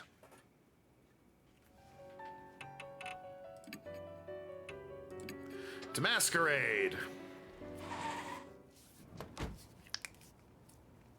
I parked car in the parking lot. What? As always, and walked through the street in the rain. Past the familiar road to the hotel. You're late. What were you doing? Trying to give him kind of like a Kaiba voice. I forget what it was originally. A man in a trench coat, what? Cuts an imposing figure on a wet street corner glittering in lights. You know damn well the time is of the essence right now. Diamond's prepared for the worst too. He's made arrangements to transfer them. Transfer them? Oh. Well, must be in pretty bad condition then. And I didn't mention this over the phone, but I met someone at Diamond's hospital. I ran into Shu Nagamishi. Shu? What's he doing there? Some of his gang hangs out there. Guess we're a hot topic with them. They've seen people in and out of the hotel. Nagashima heard about it and figured they were talking about you. He contacted the fortune teller and, well... So now Shu knows about the case too. That's literally everyone. Why didn't you just keep quiet? That old lady hands out business cards to anyone and everyone. It's a real pain. So did you talk to Shu? Why would I? He cornered me asking for info on the case, but I drove him off. I suddenly feel uneasy. You didn't say anything unnecessary, did you? Of course not. I just said to stay out of grown-up matters. For just a moment, my vision tunnels and a blood vessel in my head throbs. Something wrong? No, I'm fine. I'm sure he doesn't want Shu involved either, but he really should have considered his words more carefully. I hear footsteps coming up behind me. It can't be. Shu? Or his man with a sudden sense of dread. Worse! It's only Moe Watanabe. Thank goodness you're here. You're here after all. Good thing I came straight here. I got the results you asked me for. I look at her blankly for a moment. Then I remember I asked her to use her connections to investigate the rumors. Right. Thanks. There's no time. Give us a short version. Oh, okay. Then I'll only cover the really important parts. I heard something amazing from someone who was there at the time. What, like a hotel employee? No, not like that. Jeez, when I say someone who was there, I obviously mean one of the high school girls that was up to no good before she moved to Bel Air and became a prince or something. You talked to one? They're very casual about the teenage prostitution. I know it's Japan and all, but like, this is legit, right? Even Mashida's interested. Only the person who used Masquerade really knows what happened there. Hearing from someone involved is best. Yeah, her name's Akko. The editorial department helped me track her down. She went to a nearby high school and did this part-time job, apparently. And what's really important is what Akko said to the classmate, Esco. Sure, shut up. Moe pulls a voice recorder from her bag and hits the play button.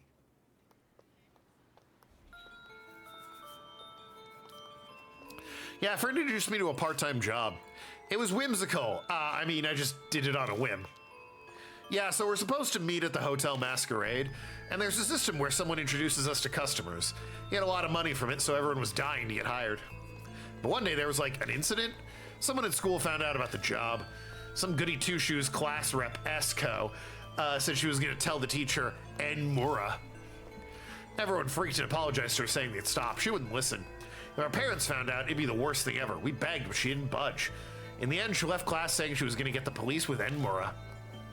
We were totally freaking out, so I went to the hotel that night. I mean, at that point, there was no harm in going, you know? But then, she was there. Esco was standing in front of Masquerade in the drizzling rain. Twin Peaks, a little bit. In a red raincoat. She said she was going to the police, so who knows why she was in the hotel. She made us all jumpy and on edge every day after that. Except nothing ever happened. Soon after, Masquerade shut down. I guess they uncovered something.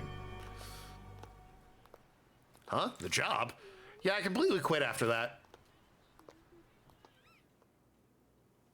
She's dead, wrapped in plastic. That's Akko's testimony. Just the important parts, though. Moe got a fascinating first-hand account. The rumor of Red Riding Hood and what was written in the guest books we found in the hotel. All the pieces that are in that girl's confession. So what ended up happening to Esco? I don't know exactly, but apparently she stopped coming to school. According to Eiko, she just suddenly stopped showing up. Machina snorts. It's too perfect. She was probably just being overdramatic.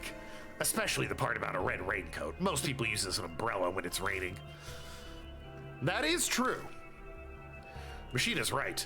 It's possible the raincoat was a sign for whoever was waiting for, but hardly anyone comes down from the street. It doesn't really fit. Is that all you have to tell us? Then hurry up and go home. So I really can't come with you? I worked really hard, you know. Apparently Moe really wants to come along. I do feel bad. She worked hard to get us the info, just so she could investigate with us, but... Sorry, you shouldn't be here. There have already been 2 victims. We can't get you wrapped up in this too. No, okay, I understand. Moe nods. I guess she's already over it. You better tell me all about it later, and be careful. She sounds worried about me. She disappears around the street corner. A siren echoes in the wind, an unnatural howl in the distance. I look at Masquerade looming before us. What in the hell happened inside this hunk of concrete? There's always tragic cause to the birth of the spirit. Red Riding Hood must be the same. But I can't watch my friends die. I slowly step forward, trying to escape from the unease that's threatening to engulf me. It's not right for the dead to meddle with the living. Machina mutters beside me. Is that a personal creed? Nah, it's just what I think. That would be a personal creed, you idiot. Machina clicks his tongue. New info is added to the spirit file. Akko's testimony. Well, I guess Machido did show up. I still like Damon a bit more. He seems more helpful and more of a bro. This guy's just kind of an asshole. But he's here now, at least, so, you know, maybe I'll come around on him. Anyway. Elevator, 4th floor. Easy enough.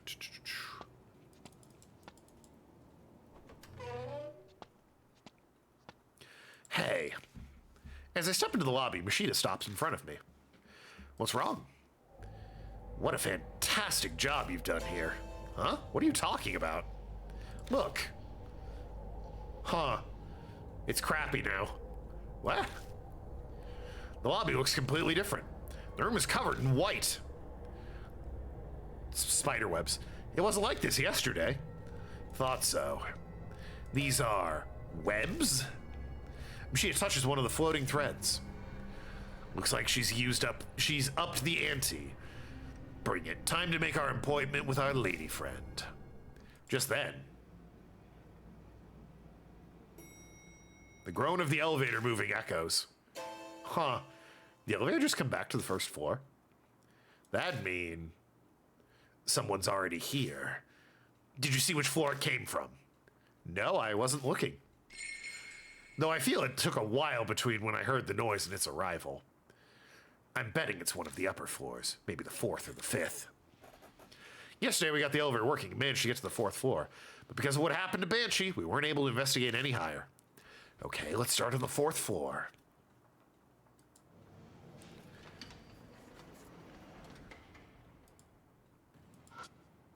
Why don't we ever do this in the daylight? Like, wouldn't that be better? At least more comfortable? It's always nighttime with you people. 4th floor, going to 401 for the wooden chat. It's a worn out talisman. That's it? It's just the worn out talisman? Well, just the 5th floor then, yeah. What do I care? The worn out talisman just buffs my SP or whatever.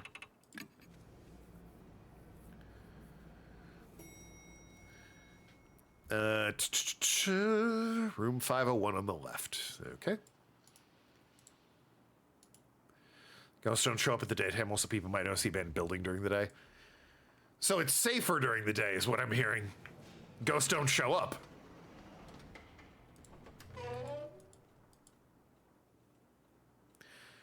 Hey, shine the light inside. Huh. A body is finally turned up. Let's check it out. You're remarkably calm about it. Right.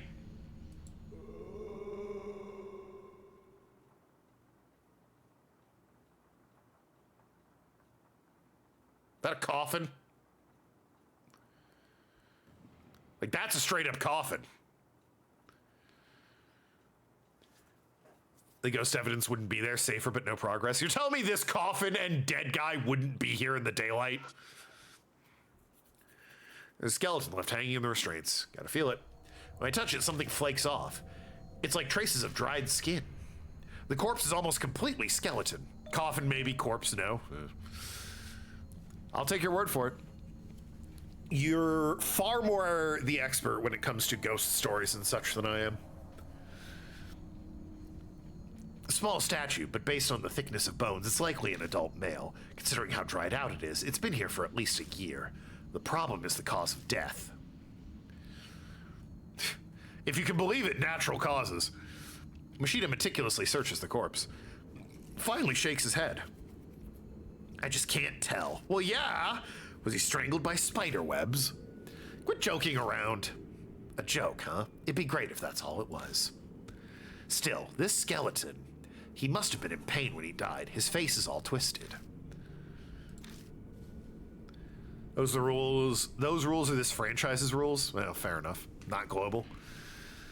I'll take your word on that. You're definitely the expert on this series compared to me.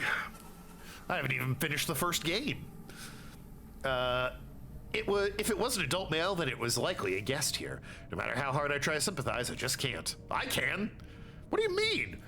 The guy used a love hotel, so now I can't sympathize that he was brutally murdered. Fuck you, hunk booyah. Hey, look at this. Machida suddenly tosses something at me. I found it earlier. Belonged to this guy. Still has some fuel left. Keep it in your bag or something. A cheap lighter. Okay. What's the, after the cheap lighter? The coffin.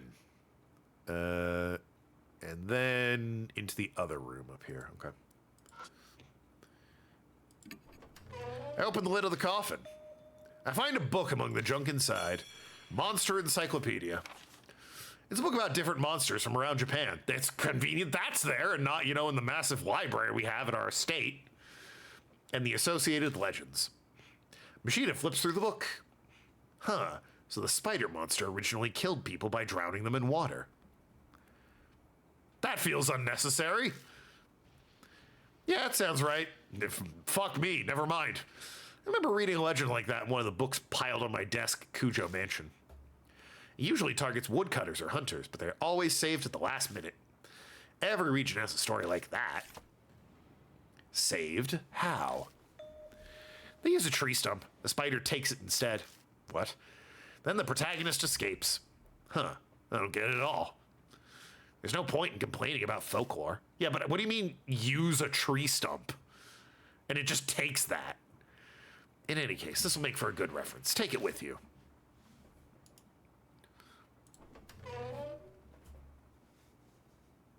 The other room.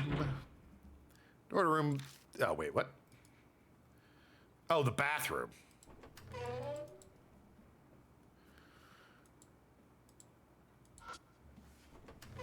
Open the door to the bathroom.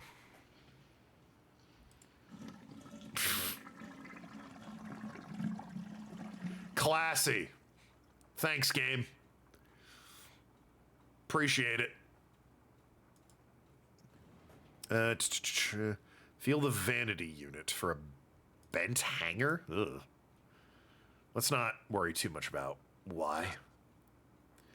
Feel. Open the door and rummage around inside. Bent hanger. Yep, we're just gonna go. Move down thrice, go to the 4th floor. 402's bathroom. Okay.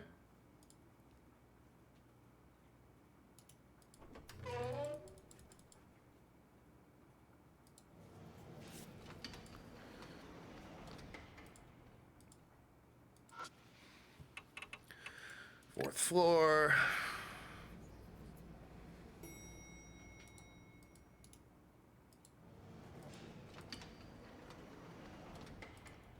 .402.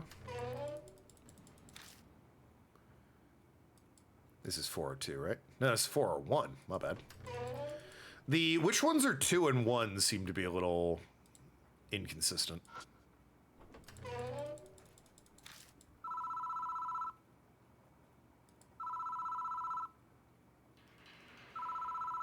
Well, that's concerning.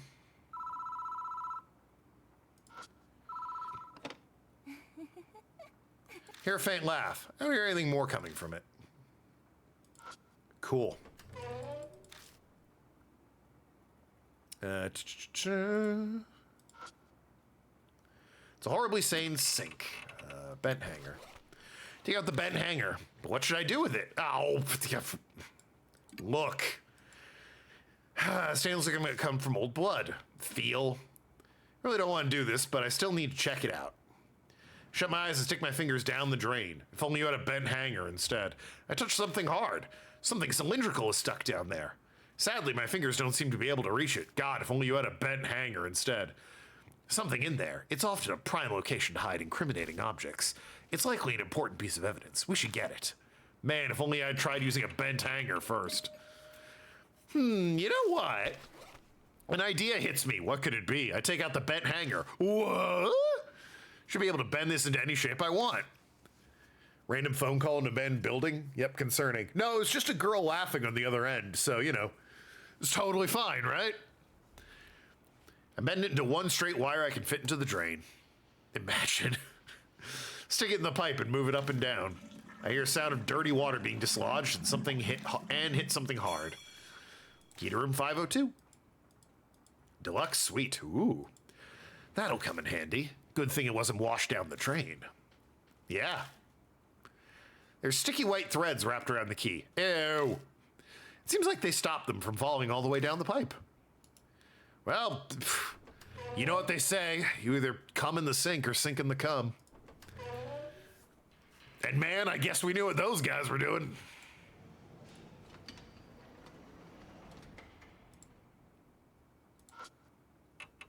Fifth floor. This will shock you. We now need to go to room 502. There's another. Okay. Gonna bomb. What do you mean? That's a classic Halo quote. Master Chief definitely says it when the suit's jerking him off. Definitely a thing that happens. Cortana, you either come in the sink or sink in the cum. It's a real, in this world, you either one or the other. Huh. I wonder what this room was used for. I bet fun things. A decorative coffin. Are coffins sexy? Like, I thought it was meant there to be creepy and all, but now it's in this room and it's, you know, a love hotel. So I'm like, are coffins sexy? Is that a thing? I open the lid to the coffin. I find a book amongst the junk inside. Demon Encyclopedia. The book has pictures of various demons and demonic crests that list their characteristics. I guess the guests were interested in stuff like that. It's the goth floor? Oh, silly me. Broken wooden horse. Yeah. I go to lift the wooden horse. When I do, I notice something catch the light. I pick it up and discover it's a metal tool. Ugh. It's a mouth speculum. It's usually used for medical purposes, but some maniacs use them for other things. Huh. Just as I'm replying to Mashita, a white light flashes before my eyes and I black out. Let me guess, girl was tortured here? I hear someone sobbing.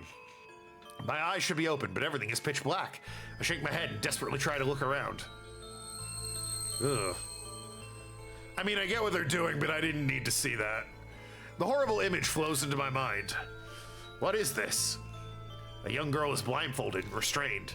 Her mouth is being forced open with a tool. Her breathing is ragged. She must have been given a drug of some kind. Let us commence the judgment. A man speaks theatrically behind me. The court has decided to give the accursed a fair trial and will judge her crimes. The trial will now begin. Ah! This DLC is fucked. I shall put the spider in the accused mouse, and if it crawls out, she is guilty. If she can swallow it, she is innocent. Ugh. Upon hearing that, the girl starts jerking around frantically, her movements haphazard. Help me, sir. Help me. She desperately cries for help. Her words are garbled from fear or the drug. I hear men jeering. Then a man releases the giant spider into the girl's mouth. Yeah, I got that. Thank you. Literally spelled that one out for me. Ah! Get a hold of yourself. Booyah! Can you see me? The spider! Get it! Ah! Spider! Idiot! Calm down.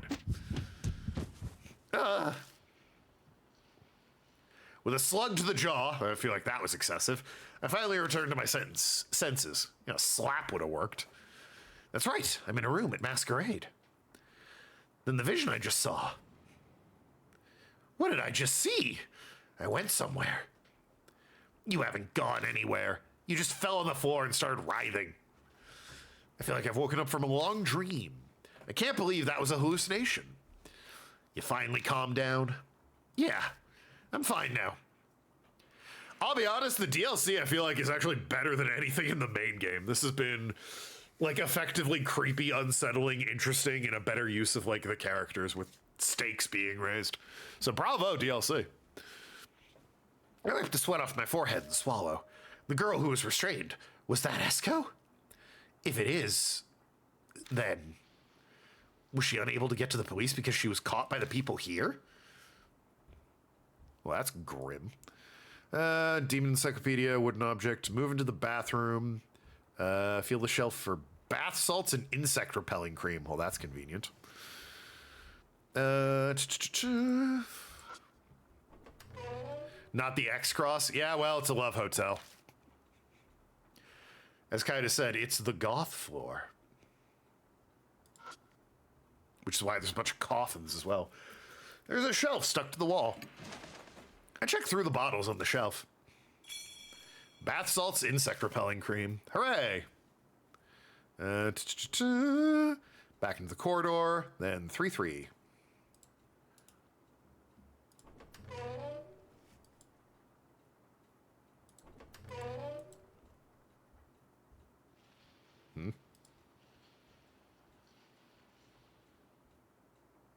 Huh.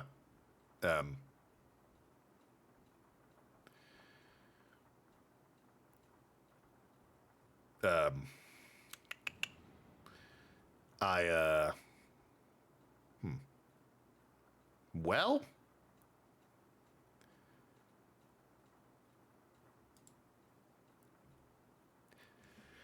Didn't think love hotels went all out in that manner. Well, I guess it depends on what part, where you are. I broke it. Well, the guide sure seems to think I broke it. Is something supposed to trigger in the hallway? Demon Encyclopedia, the wooden object, move into the bathroom. Yeah. Feel the shelf for bath salts and insect repelling cream. Move down twice into the corridor. It should be this corridor.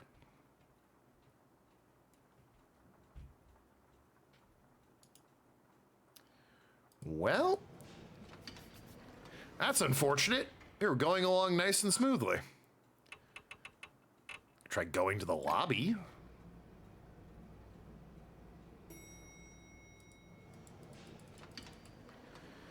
The only thing I skipped was the worn out talisman, so I guess I could try doing that. All they do is increase your spirit counter, so I didn't think it was that important.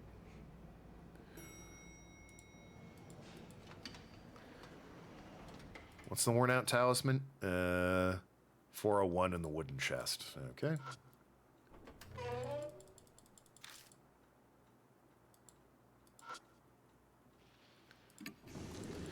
Open the drawer and find a notebook. Oh. Oh, that's not what a worn out... What's that? A guest book provided by the hotel. Guests write about their experiences in it. The guide said it was a worn out talisman, not a critically important guest book. Ugh. I glanced through the pages. The guest book's entries are clearly different from all the other ones. It covers a number of horrifying topics, such as devil worship and different kinds of torture. Every page is crammed with stuff like that. It's impossible to tell which ones are delusions and which ones actually took place. The only thing I can say for sure is it's surging with twisted, single-minded appetite. I silently hand over the guest book. Apparently Ukraine has the highest per capita sushi consumption in the world, second only to Japan. That feels random. They like sushi. What? Talisman's in the mask. It fails to mention the key item in the chest. Oh. Mashita skims through and smirks. Huh, that's quite the hobby. The handwriting differs by page. This was written by several guests. I find that hard to believe. I sincerely doubt there are so many people in the world who have such a unique hobby. They're like moths drawn to a flame. You wouldn't even know to look at them. The pieces are finally coming together. Seems this hotel offered a special service for its perverted guests. You mean the kind of stuff written in this guest book? Yeah, the kids working the part-time job were probably a part of it too. Guaranteed their safety and complete confidentiality, of course. After all, the one who sold his soul was probably the most nervous about it. So that's why the 5th floor has a room like that. I can't stop shaking at the realization such a thing actually happened in this world. Still, these people have quite the imagination. Mashita mutters sarcastically as he casually leafs through the pages. Then he stops. Hey, this phrase, do you know what it means? The phrase Mashita pointed to is, subscribe to Tokenlad at twitch.tv/Tokenlad.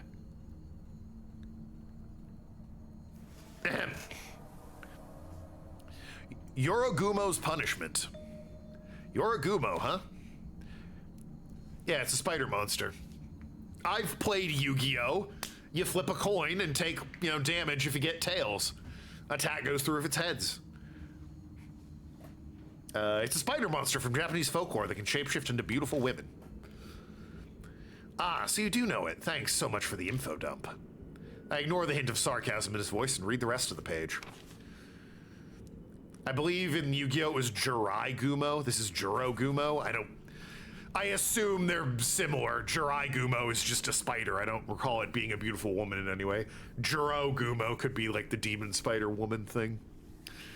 Jiro Gumo's punishment is a recreation of a certain urban legend. You capture the largest spider you can find, a wild one would be best, sharpen the sacrifice's sentence with drugs, sharpen them, ugh. Then use a mouth speculum to keep their mouth open. Then throw the spider into their mouth, ugh. If they manage to swallow it, they're innocent. If they don't, or the spider escapes, they're guilty. It's a witch trial meant to judge truth from a lie. If I get a sacrifice that needs punishing, I'd like to try it out immediately. The vision I had earlier, it can't be. Did he actually do it?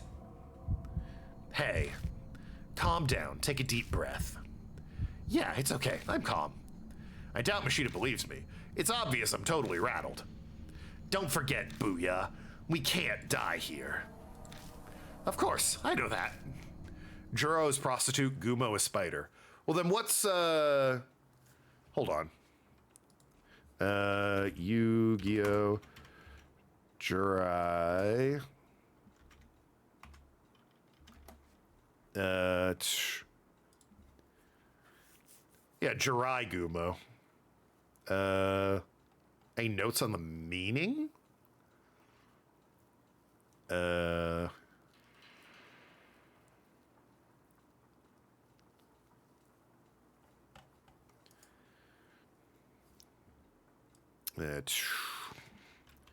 Now I'm curious. Jirai Gumo meaning.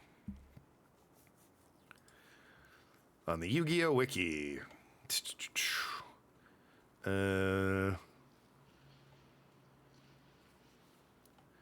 Doesn't give me any like trivia about the meaning of the name. I assume Jirai means something. Jirai Def Japan. Oh, Jirai apparently is like a word for darkness or landmine. And it's a landmine? I was gonna say darkness. That's what I saw. It's a landmine spider? That makes less sense, but whatever. I try and keep my reply as steady as possible. My hands keep shaking as I put the guest book in my bag. Honestly, it kind of makes sense I found that after the vision. I wonder if I have to go back up to the 5th floor to trigger... Oh, no. I guess it's anywhere in the hallway. I hear footsteps as I step into the hallway. I turn in the direction of the noise to see... Look who it is. It's 3-3? Yeah, it's 3-3. Shu? Shu Nagashima is standing there. Machida said he ran into him at the hospital, but... I can't believe you came. Shu, what's the matter? I take a step towards him, but Machida stops me. Wait, something's not right. Look closely at Shu's face. No, it couldn't be. His face is unnaturally stiff. Suddenly he begins yelling angrily.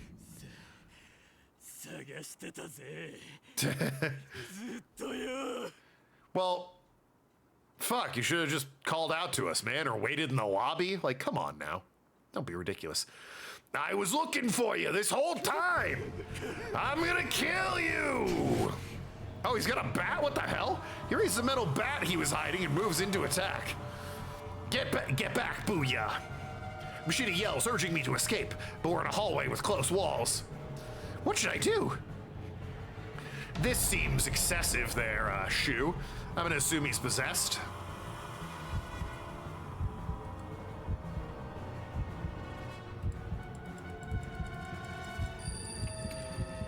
I don't know how you would know it, but it's 3 and 3 for both of them.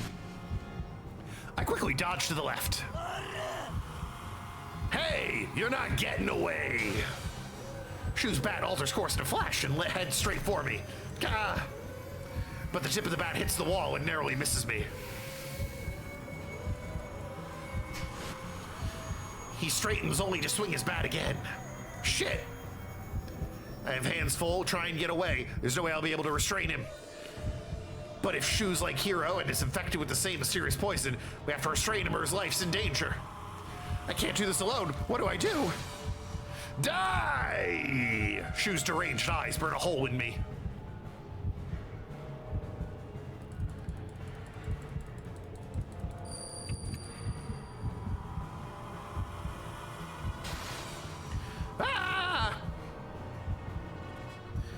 If my chances are thin no matter what I do, then my only choice is to draw his attention. Huh? Shu hesitates for a moment, confused, but a second later, you dumb idiot, you don't know when to give up, old man. The metal bat flashes above his head, then you're the idiot. Ah! Machida suddenly appears next to him and throws a direct punch in his face. I'm safe. All right, that was pretty cool of Machida. Shu tumbles to the ground. As he falls, his bat flies through the air and... Ah! Unlucky for me, it collides in the side of my head. Oh, for God's sakes, man. Dumbass. Machida quickly grabs Shu's arm and completely restrains him. Ugh. As Machida puts his weight on him, Shu groans painfully. Finally, he faints. Hey, Booyah, you okay? Yeah, it just grazed me. I sit up and gently shake my head back and forth. Thankfully, everything seems fine. Then give me a hand. We need to carry him out of here. He's probably like the others now. We better hurry. So the only one that didn't physically appear in this bonus episode's the fortune teller woman. At least not yet. I guess there's still time. Do you think Shu would end up as the third victim? I managed to make myself stand, but my spirits have dropped to my feet. Aita and Suzu barely had an appearance. It's still sprinkling outside. I guess I didn't show up either, right? She had a phone call and that was it. We dragged Shu out of the hotel. Finally, we have a chance to catch our breath. We'll call off the investigation for today. Yeah. Banshee and Hero flash before my eyes, but Shu's safety should come first. Let's go ahead and bring him to the hospital. I'll go get the car. Good idea. Yours is better for moving sick people around. I do have a van, so I take out the car key and stand up, but just as I do... Oh. A piercing pain runs through the side of my head and fall back to my knees. Booyah! It's just a headache. I thought it had gone away, so why? You got hit right where it hurts, huh? Then just rest here. But Shu! You're injured too, so take it easy. I'll take Nagashima in my car. You wait here until I get back. Got it? Just take my keys and bring us both, you idiot. I'll come straight back after I drop him off. Sorry, Shu's in your hands now. Pshita collects Shu and disappears. The soft pitter-patter of rain permeates the area. A sound of rain seems to make this place even quieter somehow. Then I notice something. The noises aren't the only thing that's vanished. The pain is gone. The intense headache has faded like it was never there. This happened to me twice before. Hold on. Now I'm suspicious. Only now do I become suspicious. I think back on the times when I had the headache. The first was when I went inside Masquerade with Diamond and Banshee. Back then, I'm pretty sure. I wanted to keep everyone together, but then I got a headache and Banshee up and disappeared. My next headache came the following morning. I was trying to see Hero and Banshee, but in the end, I was unable to. Then just now, I was going to go to the hospital with Shu and Machida. I gazed at the entrance of Masquerade. You're the only one... Oh, you're the only one I want to see, sir. That's what Red Riding Hood said. I get it, you. I stare at the hotel as if I can see through the doors. I feel like I can see a red figure inside. One rainy night, a girl stood there wearing a red raincoat. You're still waiting even now for the one you respect so much. That headache always attacked when I was trying to stick with other people. If I stop trying and stay by myself like I am now, it'll vanish like it was never there. I get it. Hero, Banshee, and now Shu. I've gotten my friends all caught up in this.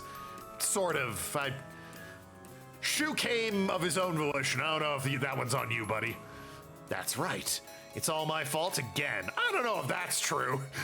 I'll come alone. So, do what you will. Guy blames himself if the sun goes down because he didn't thank it enough.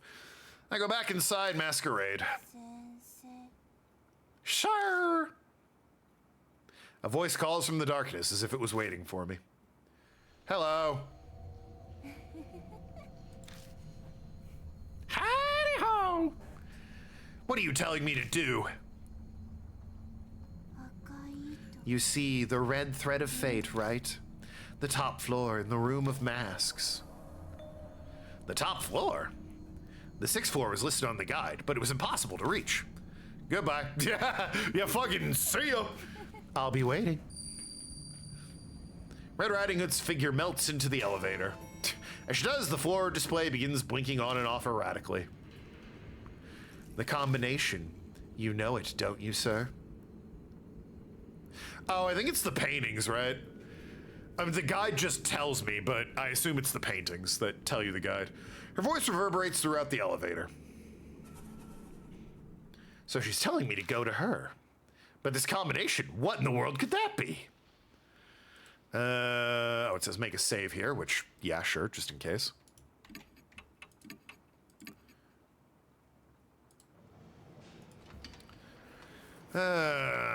Move into the elevator, inspect the buttons, then try combination. This is for the good ending. I have no idea what these numbers are. Yeah, it's options 1132 for the good ending. Pick 2222 for the bad ending. Whatever. Anyway, 3, then 1, and 1132. Okay. Oh, well, the code real quick is 42153. So.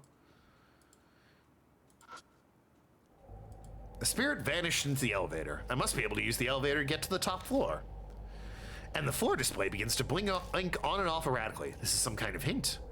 And that word she used, combination. I stare at the elevator. Let me hit the fucking buttons. Maybe I'm supposed to push these in a certain combination. Yeah, no shit. Push the buttons already. Oh my God. Stop talking and let me push the buttons. Jesus Christ. Try it. God damn it. What even was it? I had it memorized, but then that happened. 42153. 4. Yeah, I'm finishing this today. 2. 1. Because there's just not much left. 5. 3.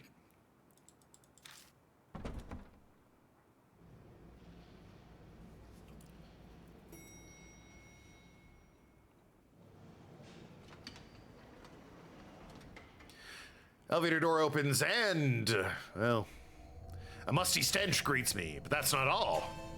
This smell is blood. Sorry, what the fuck am I doing again?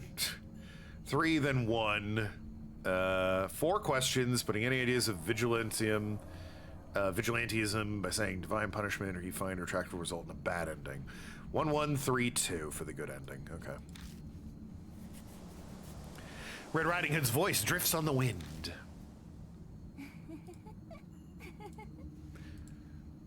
I've been waiting for you. No, I doubt my words will reach her, but I feel like I have to at least say it. I'm not the one you respect. I'm not the one you're waiting for. Liar. Liar! You always lie. Is that what you respect about me, or... I'm not lying. I'm really not.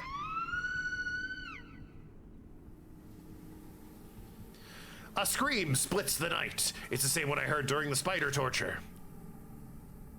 Stop this! This won't accomplish anything. That's why this time I'm gonna test you. Tell me the truth.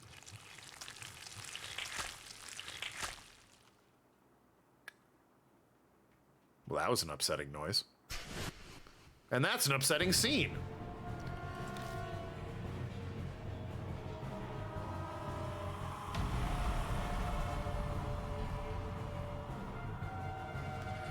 So what happened to Red?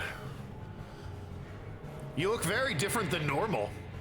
Countless spiders fly out of the darkness and start crawling all over my body.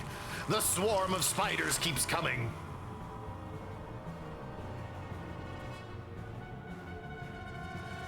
Activate the massager. Do I die with the other options? You sure do. Insect repellent kills me? Why? Shit! I take the massager out of my bag, hold it against my body, and hit the switch. Shove it right up the pooper, so it's really shaking me. This worked before. The spiders start acting strangely. They all scramble away. Red Riding Hood lets out a gusty sigh? What? Glittering white threads fly from the air of her mouth. She's trying to use her spider silk.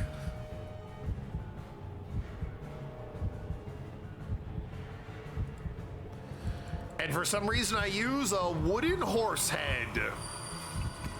I don't know why. I hold the horse head over mine as protection. Oh. Strangely enough, the threads seem drawn to it and only wrap around the horse head. Give it something else to grab. Yeah, I see that now.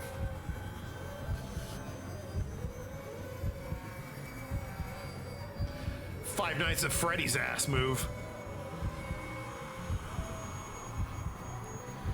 1132? 1132.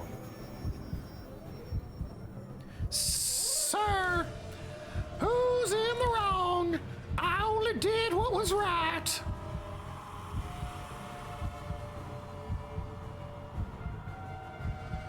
That's for the law to decide. For God's sakes.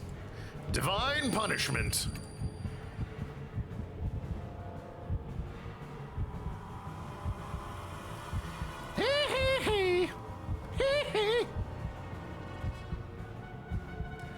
Red Riding Hood is staring at me.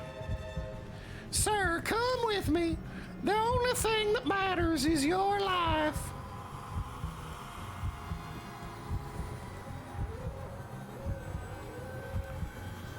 How do you know a person's worth? Life isn't that cheap.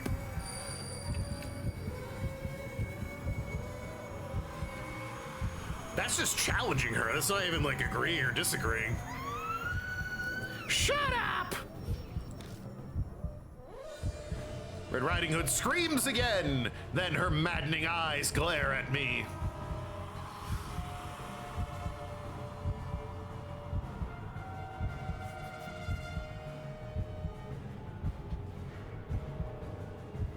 Sir, how do I look to you?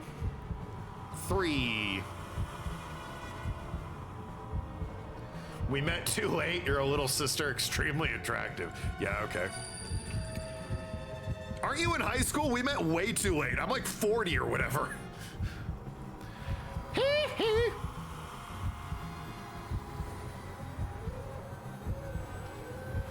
What do you like about me? And 2 is the final option. Your righteousness.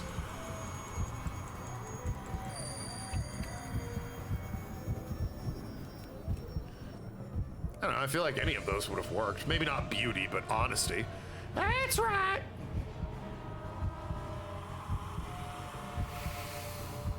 Safe. Safe. Just an umpire runs out. What are you doing? Well, Angel Hernandez, what are you doing here? I picked Angel Hernandez even though he's like the worst umpire because the only one whose name I know. Although it is because he is a terrible umpire that I know his name. Thank you, sir. Let's... Red Riding Hood's figure wavers. Then...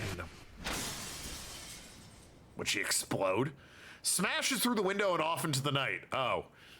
Are we just... gonna allow that? Okay.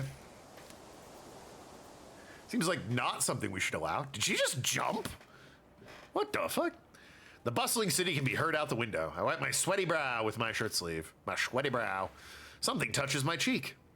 Something's floating in the darkness. A thread?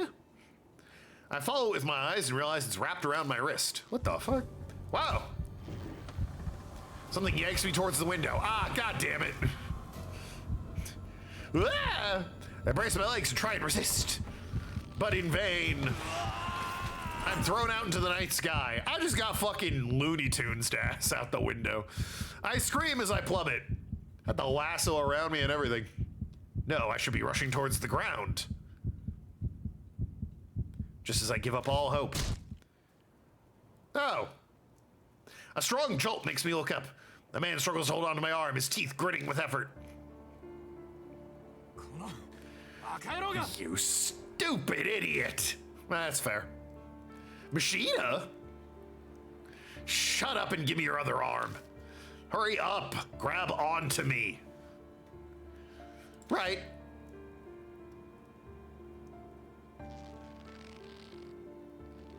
He desperately tries to pull me up, and after what feels like an eternity of struggling, I make it over the ledge and tumble back safely inside the hotel.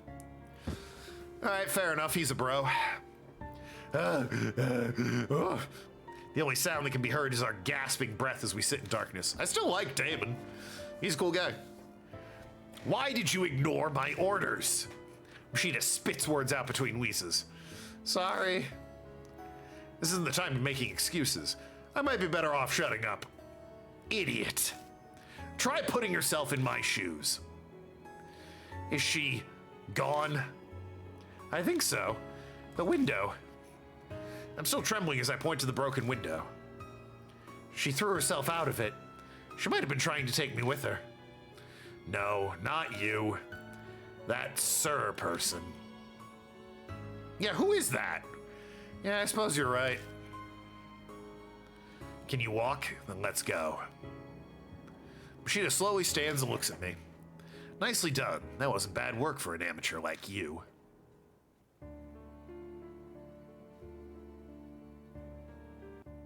The music restarting. That was, I suspect, unintentionally funny. It stopped raining. The cool wind on my cheek hints at autumn. I'm gonna drop by and see Diamond. Personal preference? Eh. I mean, listen, him saving me in the gruff exterior, he's way cuter, I'll give you that. And like, he's easily my second favorite of the companions. I like Diamond a little bit more though. I don't know, he was there with me in the trenches. Hospital, caring guy, depth to him. Just like him a little more. I'd like to see how the others are doing. Yeah. What? Hand me the car key. No, I can drive. Have you completely gone mad? Look at your hands. I glanced down at them, only to suddenly realize they're still shaking. You just faced down a spirit. You can't drive in that condition. The choice made for me, I take the key out of my pocket and toss it to Machida. The corner parking lot. Right. You rest here. Why don't I just go with you? Stop leaving him alone. That's when all the bad things happen. His figure melts into darkness. As I watch him go, I notice something down the wet asphalt. It's a spider. A dead one? A dead spider. It lay there. Yeah, it sure does.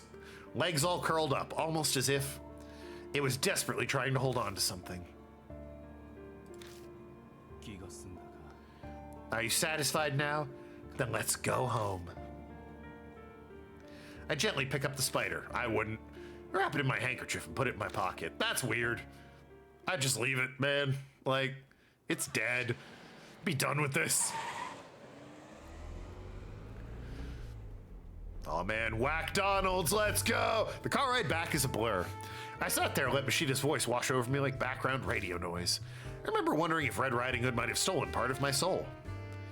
Before the investigation today, Moe tipped us off on that testimony, remember? That helped me connect the dots. I realized a teacher was wrapped up in this case. A teacher from the school near the hotel was arrested for breaking the law. That is why you arrest people, yes. What does that have to do with anything? There was an odd part of Aiko's testimony. They were scared they'd be reported, but nothing ever happened.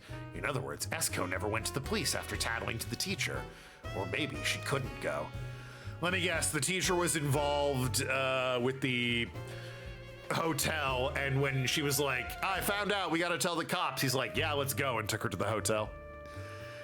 I frown as I try and put the pieces together. I think I'm too spaced out, and it's not making sense. You'd never make it as a detective. Can't you just drop that? I don't plan on becoming one anyway. There's only one possible answer. This Sir person Esco trusted so deeply was one of Masquerade's customers. What?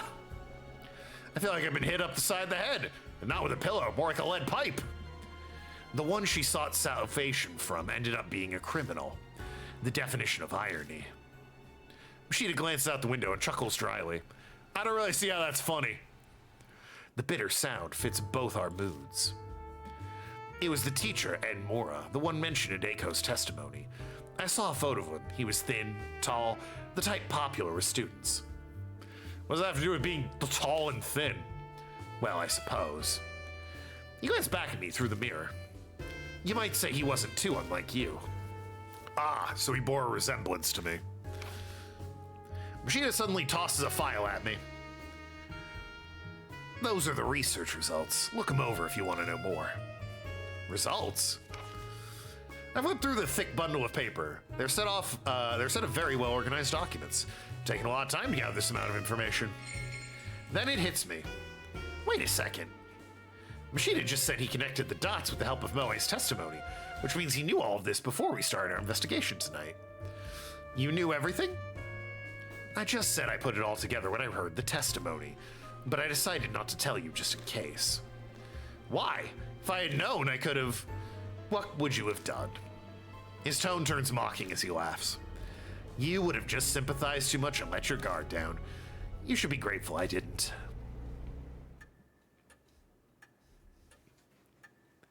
Machida leaves me with the research files and heads to Damon's hospital. Why didn't I go with him? Now I'm alone, I can keep my 3 hospitalized friends out of my mind. You know why I didn't go with him? They didn't draw a hospital background. There's nothing I can do for them right now. I've done everything I can. I bolster myself with that information. I spread Machida's documents out on the table. I'm exhausted, but feel like I need to go through them today. Who in the world was Red Riding Hood? They did not. If Machida was right, the truth should be right in front of me. New info is added. Machida's report.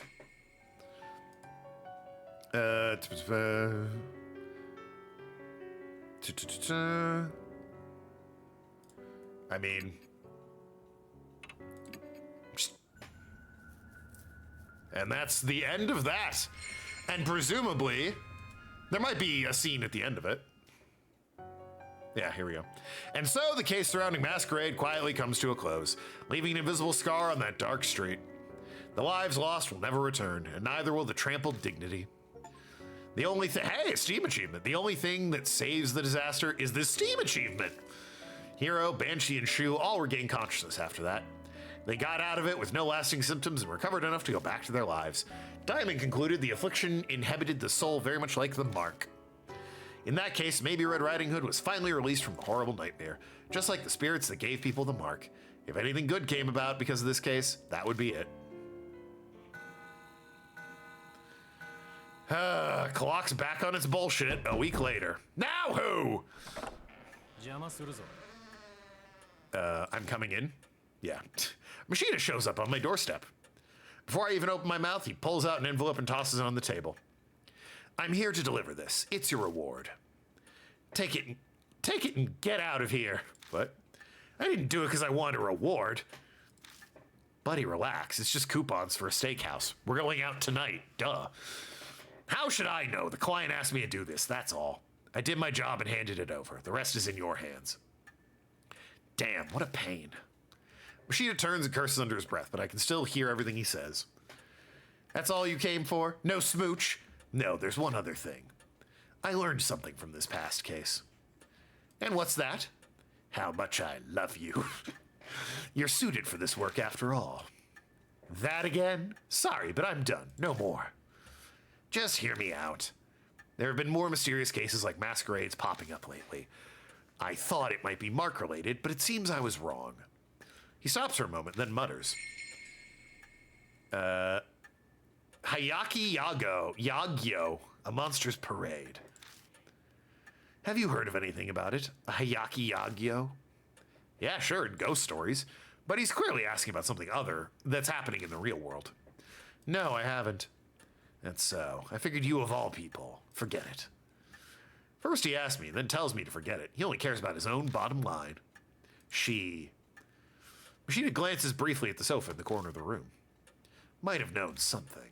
Well, she's dead, so you want my help? The old lady, Yasuka, seems to think you could do some good. Night parade of 100 demons. Yeah, also lock your damn doors, asshole. It sounds like they're setting up for a sequel, but I know you don't play as this guy going forward, so I guess it's a sequel that never happened? I do, too. That's all I wanted to say. Maybe they were setting up for like another DLC case that ultimately got canceled. No, wait, I have one last bit of advice. Lock your damn doors.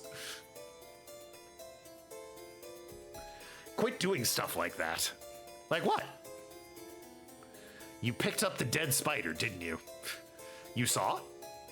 Just out of the corner of my eye. That's why darkness follows you. Your ancestors probably had pity on her, too. The living and the dead can't coexist. If you try to accept their feelings, you'll end up getting pulled in. There's 3 games. Oh, or does the 3rd game follow this plot line here? I'll keep it in mind. Okay, I'll keep it in mind. There's 3? Yeah. There's a prequel and a sequel. The prequel obviously isn't going to address a future plot line. But I thought the 3rd game didn't have these characters in it, so I assumed it was a different story altogether. Machina snorts derisively, and then... Give it some thought, even if you don't want it. The time may come one day. He leaves, closing the door behind him. This marks the end of the case and the end of one chapter in my story.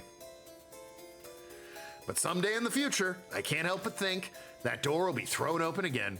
They're both sequels. The second one follows different characters but references characters from this game. Oh. I thought you said the second one was a prequel. Yeah, well. So the 3rd one has Hunk Booyah returning. Should say Spirit Hunter Death Mark. Come on, game. Whatever. Yeah, neat. But anyway, that's Spirit Hunter Deathmark. Ran a little long. The gallery's been unlocked. Oh, good. Data's being saved. Gee. Where was this fucking option? Ages ago. Is this a new game? Or is this like back at the... This is the beginning. Went up the karaoke place. New Love and Hero song is out. I'm not feeling up to it today. Story creeped me out. Do you want to hear it? Sure. This is the conversation they had, but I can't tell if it's just new or not. Yamaguchi. I think this is the same conversation. Yeah, the game just restarted.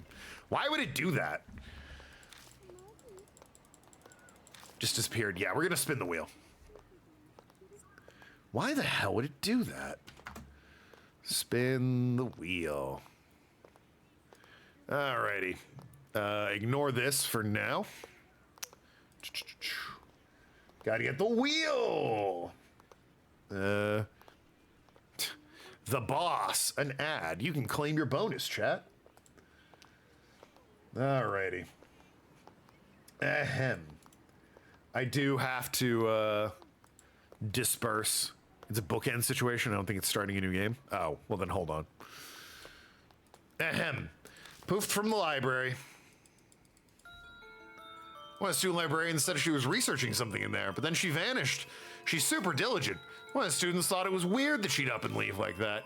Checked in on her, but when she did... Are you sure? Because this is how the game started. The only thing left was her arm. It had a really weird scar. It was definitely her arm. A scar? Yeah, it looked like a dog bite. Speed it up. Fair enough. Yeah, no, he's talking about rumors. The sun's about to set. He's got the thing on his arm. Yeah, it just restarted for some reason.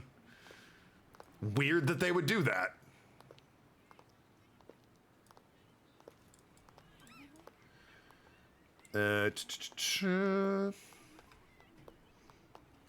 Yeah, weird. I agree. Anyway, gotta delete one of the latent twos. Okay. because I'm lazy and haven't done that. Ahem. On the wheel, Crash Bandicoot Pizza Tower, would love to play it. Machinarium, Medieval, Duelist of the Roses, Enslaved Odyssey of the West, Cat Quest 3, Ratchet and Clank Going Commando, Final Fantasy 9, Bug Fables, Judgment, Monster Rancher 2, Where in the World is Carmen Sandiego, Cult of the Lamb, Wolf Among Us, Broken Age, Lost Legacy, Uncharted, Nathan's Big Sack Adventure, Sackboy's Big Adventure, Arkham Asylum, Mario Mon, Duck Detective, Ghost of Glamping, Ratchet and Clank Going Commando, New Vegas, Majora's Mask, Control, Sifu, L.A. Noire, Layton. It will, if it hits Layton, we'll spin again. Persona 4, Layton, Azura's Wrath, Typing of the Dead, Full Throttle, God Hand, Bioshock, Nancy Drew, Bloodborne, Skyrim, Barbie Horse Adventure, Bratz, Rock Angel, Hypnospace Outlaw, Wilder Myth, Katamari, We Heart Katamari, Tales of Symphonia, Who Pressed Mute on Uncle Marcus, Digimon, Aether and Iron, Bastion, and Stardew Valley. What are we playing tomorrow? Don't be Layton, that would be weird. What are the odds? Probably low. Looks like it's gonna be Nancy Drew, Message in a Haunted Mansion. Yep, okay, sure. Why the fuck not? Why the fuck not? I did say that's what I wanted earlier. So here we go. Nancy Drew, Message in a Haunted Mansion. Is that even on Steam? Hold on. Whoops, that is, don't look at that. Definitely not spoilers for D&D or anything.